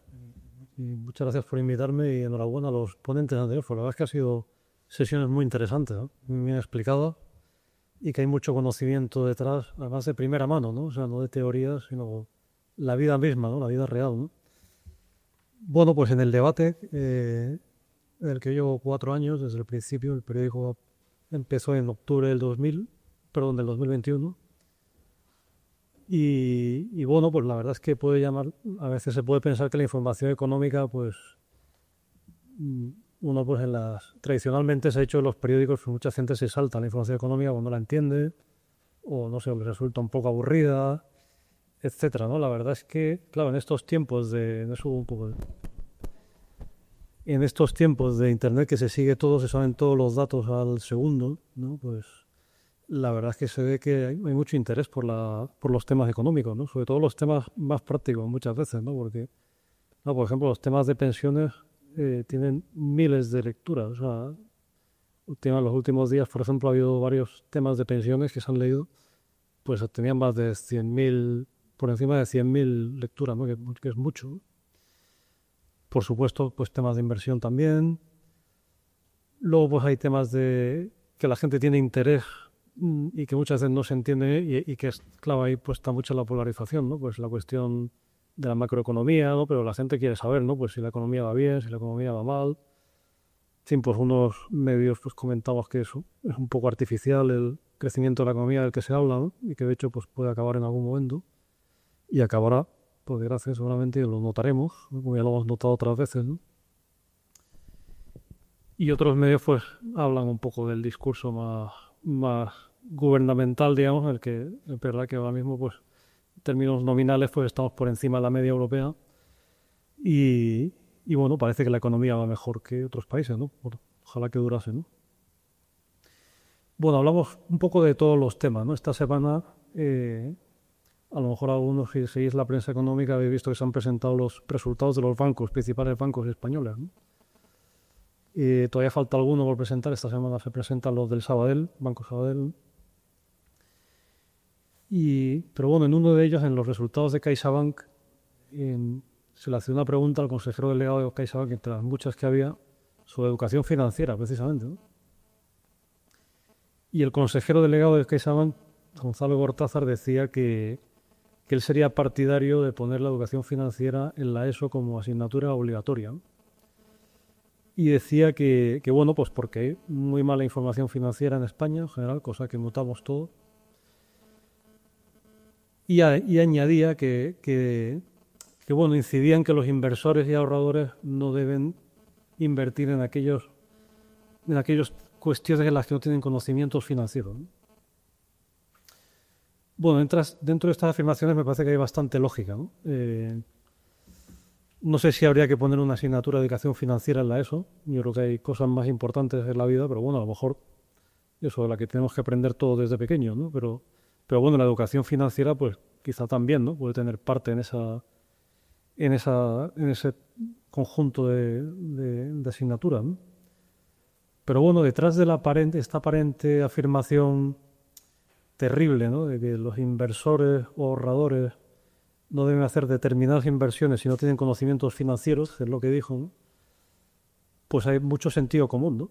Porque claro, cuando vamos al banco y le preguntamos a la persona con la que hablamos habitualmente, ¿no? Y nos recomienda algo, pues pensamos que está pensando en nuestro bien, pues seguramente le conocemos desde hace mucho tiempo, ¿no? Y seguramente en la mayoría de los casos será así, ¿no? Pero bueno, todos también sabemos la presión que tienen los empleados de la banca por vender determinados productos, ¿no? Ante lo cual, pues esta afirmación que decía este consejero delegado, pues tiene bastante sentido común. O sea, que no hay que ser, como se dice coloquialmente, pardillos, ¿no? Es decir, que no podemos ir al banco y pensar que es exactamente lo que necesitamos, eso que nos están diciendo. Puede ser que sí, puede ser que no, ¿no? Tenemos que ser críticos, ¿no? Y a la hora de leer la información financiera, pues lógicamente también, ¿no? Porque claro, cuando nos cuentan cuestiones de este tipo, nos acordamos de fraudes célebres, ¿no? Es decir, pues pensamos en el año 2006, por ejemplo, y está aquello de Forum y Afinsa, ¿no? Los sellos, ¿no? Claro, aquella gente que invirtió en los sellos pensando que podía, bueno, que iba a solucionar su vida, ¿no? Como comentabais antes, ¿no? Pues dejar de trabajar porque ya habían invertido en aquella cuestión, ¿no? Y dejarlo todo, ¿no? O los créditos rápidos, ¿no? Que hubo en el año 2008, ¿no? Que aquello era increíble, ¿no? Yo me acuerdo, en aquel momento estaba trabajando en la revista Capital, ¿no? Y los jefes que tenía en aquel momento, pues me dijo, bueno, quédate esta mañana viendo la televisión y mira los anuncios que dan de crédito rápido para montar en un reportaje en función de esa temática. La verdad es que era increíble, ¿no? O sea, la cantidad de inversión publicitaria que había en créditos rápidos y la cantidad de gente que invertía en esos créditos rápidos, porque claro, pensaban, ¿no? No se acordaban, o sea, ellos veían pues 6.000 euros así sobre la marcha o los que fueran, ¿no? Y claro, no caían en el interés que tenían que pagar por aquello, ¿no? Pues claro, hay que tener sentido crítico, ¿no? Porque si no, pues nos podemos meter en un buen lío, ¿no? O sea, igual que pasa ahora con el Bitcoin y con las monedas virtuales, ¿no? Pues hay mucha gente que se está interesando por invertir en ese tipo de monedas virtuales. Bueno, pues habrá que verlo, ¿no? Hace poco, relativamente poco, pues teníamos la jornada financiera que hacemos todos los años en el debate, ¿no? Con una mesa de inversión privada, pues con todos los bancos más destacados, ¿no? Y bueno, y todos ellos hablaban que sí, que están empezando, siempre habían sido muy reacios, están empezando a plantearse la cuestión del Bitcoin y demás. Pero claro, hay que ser muy prudente con estas cosas, ¿no? Porque, claro, o sea, si de repente hay un problema con nuestra inversión en estos bitcoins, ¿no? O en estas monedas virtuales o lo que sea, ¿no? Pues a quién le reclamamos, ¿no? Es decir, porque si en el banco nos han dicho que invirtamos en algo y resulta que no es en lo que teníamos que invertir, vamos al banco y le reclamamos a esta persona tan amable, que tan amablemente nos está vendiendo esos productos, ¿no? Pero si falla algo con el bitcoin, ¿dónde vamos a reclamar, no? Por tanto, pues me parece que Gonzalo Gortázar tenía bastante razón, ¿no? Cuando hablaba de que nos falta mucha educación financiera, ¿no? Y que debemos mejorar mucho en este aspecto, ¿no? Y claro, y el asunto es cómo lo hacemos, ¿no? Bueno, pues ¿dónde acudimos, ¿no? Pues a la persona del banco con la que supuestamente nos fiamos, ¿no? Que le están presionando. Bueno, pues hay que tener cierto ojo, ¿no? Algún amigo que trabaje en un banco, que no sea la persona esta con la que hablamos, pero que nos asesore. Otro padre de familia, a lo mejor, ¿no? Que haya contratado ese producto en el que estamos pensando. Bueno, pues cada uno tenemos nuestros métodos, ¿no? La prensa, ¿no? Pues claro, hay lectores de determinados medios que piensan que eso es la Biblia, ¿no? O sea, que dice lo que dice eso en la materia en la que sea, ¿no? Pues política, economía, lo que sea, ¿no? Pues piensan que lo que está diciendo ese medio de comunicación, pues es la verdad absoluta, ¿no? Pues oye, pues no, y cada vez sí o no, ¿no? Pues tendremos que ver cómo está de contrastada esa información. Bueno, se está extendiendo mucho la práctica de los artículos patrocinados, lo habréis visto, ¿no? Y no siempre se aclara que es un artículo que está pagado, ¿no? Entonces hay que tener mucho cuidado con esas cosas, ¿no? Porque, claro, lógicamente eso es publicidad encubierta y nos pueden estar metiendo un gol, ¿no? O sea que hay que tener mucho cuidado, ¿no? Incluso pues se está viendo ahora en muchos analistas muy conocidos que hacen vídeos y demás, pues también están metiendo anuncios, ¿no? Cada vez más, ¿no? Bueno, pues hay que tener cuidado con eso, ¿no? O sea, hay que ver el método que tenemos, pues como hacemos también los periodistas, ¿no? O sea, que contrastamos la información, preguntamos a un lado, a otro, ¿no? Pues para intentar hacernos idea de la realidad, ¿no? Pues de cara a la inversión financiera, pues lógicamente tiene que ser lo mismo, ¿no? Pues todos tenemos nuestros métodos, ¿no? Al final nos podemos equivocar, eso está claro, ¿no? Pero hay que ser prudentes, ¿no? Hay que ver a qué tipo de personas podemos acudir, ¿no? Hace unos meses entrevistaba a un gestor de fondos de inversión que es muy exitoso. En España no se le conoce mucho, pero se le conoce en Estados Unidos, ¿no? Es un tipo que se llama Pedro Escudero, que es de un pueblo pequeño de Galicia, y cuando tenía 14, 15 años se fue a Estados Unidos, ¿no? Lo jugaba muy bien al tenis, se consiguió una beca y se fue allí a estudiar, Luego pasó, una vez acabado el colegio, pasó a Duke, que es una de las universidades más prestigiosas que hay en Estados Unidos. Y luego pues trabajó 2 décadas en Wall Street, ¿no? En Lehman Brothers y en Citigroup. Luego pasó al Deutsche Bank y a JP Morgan. Y bueno, estuvo 3 décadas trabajando en bancos de inversión, ¿no? 8 años después de estar en este tipo de trabajo, después de trabajar en estas instituciones financieras, creó un fondo de inversión, ¿no? Ya con el conocimiento que tenía, ¿no? Entonces, después, 8 años después de su fundación, ese fondo pues tiene una rentabilidad bruta anualizada del 18%, que es una barbaridad, ¿no? O sea, en España los fondos que más rentabilidad anual dan están en torno al 8 o 9%, ¿no? Y este viene el 18%, ¿no?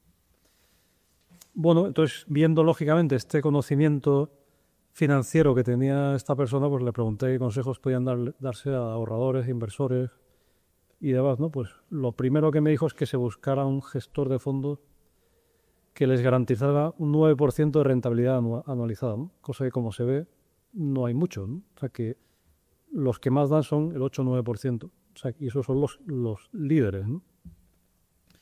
Y que si no lo encuentran, ¿no? Pues que inviertan en un ETF, que es un fondo cotizado en bolsa, del S&P 500, que no es muy caro, ¿no?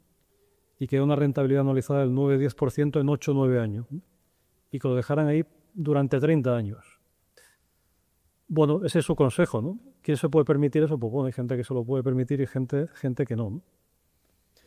Pero hablando de este tipo de inversión, él, por ejemplo, ponía un ejemplo que no está al alcance de cualquier bolsillo, pero a lo mejor puede servir para hacer una regla de 3, ¿no? Que es, él decía, pues invirtiendo 100.000 euros al 15%, durante 40 años esos son 26 millones de euros. Claro, con eso lógicamente pues cambias la vida de tus hijos, de tus nietos, de toda la familia, ¿no? Pero claro, hay que encontrar un gestor que te consiga eso, y no es fácil, ¿no? Bueno, pero hay que buscarlo, ¿no? O sea, no puede uno ir a cualquier sitio, ¿no? Otra cosa que recomendaba era no guardar mucho dinero en efectivo, ¿no? Porque la inflación se lo come, eso lo estamos viendo todos los días, ¿no? Pues la cesta de la compra, ¿no? Pues la cesta de la compra ha subido, la inflación desde el año 2018 ha subido un 20% acumulado, ¿no? Bueno, pues claro, el efectivo pues no te va a durar lo que dure, ¿no? La vivienda, ¿no? Pues él hablaba de invertir en una vivienda como mucho, porque invertir en más viviendas pues genera iliquidez, ¿no? Pues claro, tienes que buscar quién te la compra, etcétera. Bueno, pues es la opinión de este experto, es una opinión más, ¿no? Pero bueno, hay que buscar cada uno pues la gente que a uno puede servirle, ¿no? Porque desde luego lo que no compensa es como hace gente cuando va al médico, ¿no? O sea, que antes de ir al médico, pues mira en internet a ver cuáles son los remedios, ¿no? Entonces aplica sus propios remedios, ¿no? Y luego a lo mejor va al médico y el médico le dice cómo has hecho esto, ¿no? Pues con la inversión financiera pasa exactamente igual, ¿no? O sea, que uno pues puede hacer grandes barbaridades como aquello de los créditos rápidos, ¿no? Claro. Dices, esto es maravilloso y tal, te lo venden muy bien, porque los anuncios, España es uno de los países que mejor creatividad publicitaria tiene, ¿no? Te lo venden fenomenal, ¿no? Pero claro, luego te metes en un lío que a ver cómo sales de él, ¿no? Bueno, pues por tanto, a ver básicamente, pues ver qué médicos de la inversión podemos tener, ¿no? En fin, aquí hemos tenido antes una sesión sobre herencias pues muy buena, ¿no? Pues muy práctica, ¿no? Muy clara. Pues hay que buscar los expertos, ¿no? Me parece a mí que todo el mundo, pues, en principio, mucha gente por lo menos tiene sentido común, ¿no? Y acude al que sabe, ¿no? Pero por desgracia otros casos no pasa, ¿no? Incluso con cuestiones que son muchas veces pues eso, son enfermedades, ¿no? La compra compulsiva, por ejemplo, ¿no? Pues cuánta gente conocemos, ¿no? Que de repente pues alguien de su familia se pone a comprar compulsivamente pues ropa o muebles o lo que sea, ¿no? Y de repente pues claro, le tiene que decir a esa persona que oye, pues el presupuesto familiar resulta que no estamos yendo ya un poco justos, ¿no? Bueno, pues dejarse asesorar, ¿no? Y emplear sobre todo el sentido común, ¿no? Bueno, y por mi parte nada más, ¿eh? Muy bien, pues muchísimas gracias, Jordi. Muy interesante. Y que siga así la información fluyendo hacia la sociedad con buen fondo para que la gente pues esté más cultivada y pueda luego decidir mejor. Muy buena labor. Muy bien. Muchas gracias. Muy bien. Y ahora, si os parece, damos paso a Carlos para que nos diga unas palabras de resumen del Congreso. Muchas gracias, Carlos. Pues nada, muchas gracias a los valientes que habéis venido hoy. No te falta razón, Abel, y ya lo sabíamos cuando iniciamos el instituto, que nuestra principal competencia iba a ser la sociedad, no los bancos, no las aseguradoras, no la casi cultura financiera, sino el carácter, ¿no?, de la sociedad por tomar iniciativa. Y estoy seguro de que el año que viene habrá más gente, y si no la hay, yo ya me doy con un canto en los dientes de haber recibido a gente como tú, Elizabeth, como Jesús, como tú, Abel. Es una delicia, ¿no? Yo recuerdo hace cosa de 2 años cuando hablaba con mis hijas mayores, ¿no? Y les decía, ¿de dónde creéis que viene el dinero? Y dicen, pues papá, viene del móvil. Entonces, claro, hay que explicar, hay que contar. El dinero no proviene, ¿no?, de los árboles. El dinero proviene del esfuerzo, del trabajo, de la dedicación, de la responsabilidad que tenemos cada uno en generar riqueza, ¿no? Y en generarla de la mejor forma posible. Abel, ya has contado, ¿no?, muchos casos que habrá seguro, habrá otros también más positivos. Y es nuestra responsabilidad como instituto, dentro de esa competencia que existe, que más allá de la sociedad, no vemos como competidores a todas aquellas personas que lanzan el mensaje de más educación financiera. Al contrario, los vemos como aliados, ¿no? Los vemos como gente que sabe mucho del tema, que puede ayudar más que quitarnos negocio, todo lo contrario, que puede ayudar a seguir divulgando, ¿no? Porque la planificación financiera no solo es una cuestión de números o de inversiones, que por supuesto es muy importante, pero para llegar a invertir tienes que tener algo de capital. Y ese capital no llega solo, ¿no? Llega con una planificación, llega con un ahorro, llega con un pensar, llega con, como comentaba Jesús, ¿no?, gastar menos de lo que ingresamos. Llega con un ahorrar al principio de mes y no un ahorrar al final de mes. Llega con pequeños gestos, ¿no?, con pequeñas rutinas, con pequeños hábitos que día a día pues nos ayudan a por lo menos en la familia, que es el objetivo del instituto, tener mayor, no sé si es control, porque el control en el mundo en el que vivimos y en la sociedad en la que nos movemos, pues somos meros peces en un océano inmenso, pero sí por lo menos mayor tranquilidad a largo plazo, ¿no? Y por eso nace el instituto, pues con 2 magníficos socios que también están hoy presentes, con ese objetivo, ¿no?, de formar para ofrecer autonomía a las personas, que es importante que tengan autonomía, y para tener autonomía tienes que tener conocimiento, y por supuesto con acompañamiento también, ¿no?, con acompañamiento de asesores expertos. Antes estaba aquí Carlos García Nieto, asesor fiscal, también hay otros asesores, ¿no?, con gente a la que puedas acudir. Tu ponencia, Abel, a mí me ha abierto los ojos, la de todos los ponentes, por supuesto, pero son cosas que no te cuentan, que no sabes ni siquiera qué preguntar, porque no lo conoces. Es muy difícil preguntar algo, es muy difícil pedir ayuda, ¿no?, para abrir la puerta si no tienes un cerrajero, y en el momento que necesitas al cerrajero pagarás lo que haga falta, ¿no? Si tienes esa planificación antes, no sé si pagarás menos, pero por lo menos estarás un poco más seguro, ¿no?, en este mundo tan volátil. Me quedo con vuestras ponencias, con vuestras asistencias. Muchas gracias, Pablo, también por haber venido. Manuel, es un gusto teneros aquí y nada, encantado de haber contado con vosotros. Muchas gracias y nos vemos en la próxima ocasión. Bye.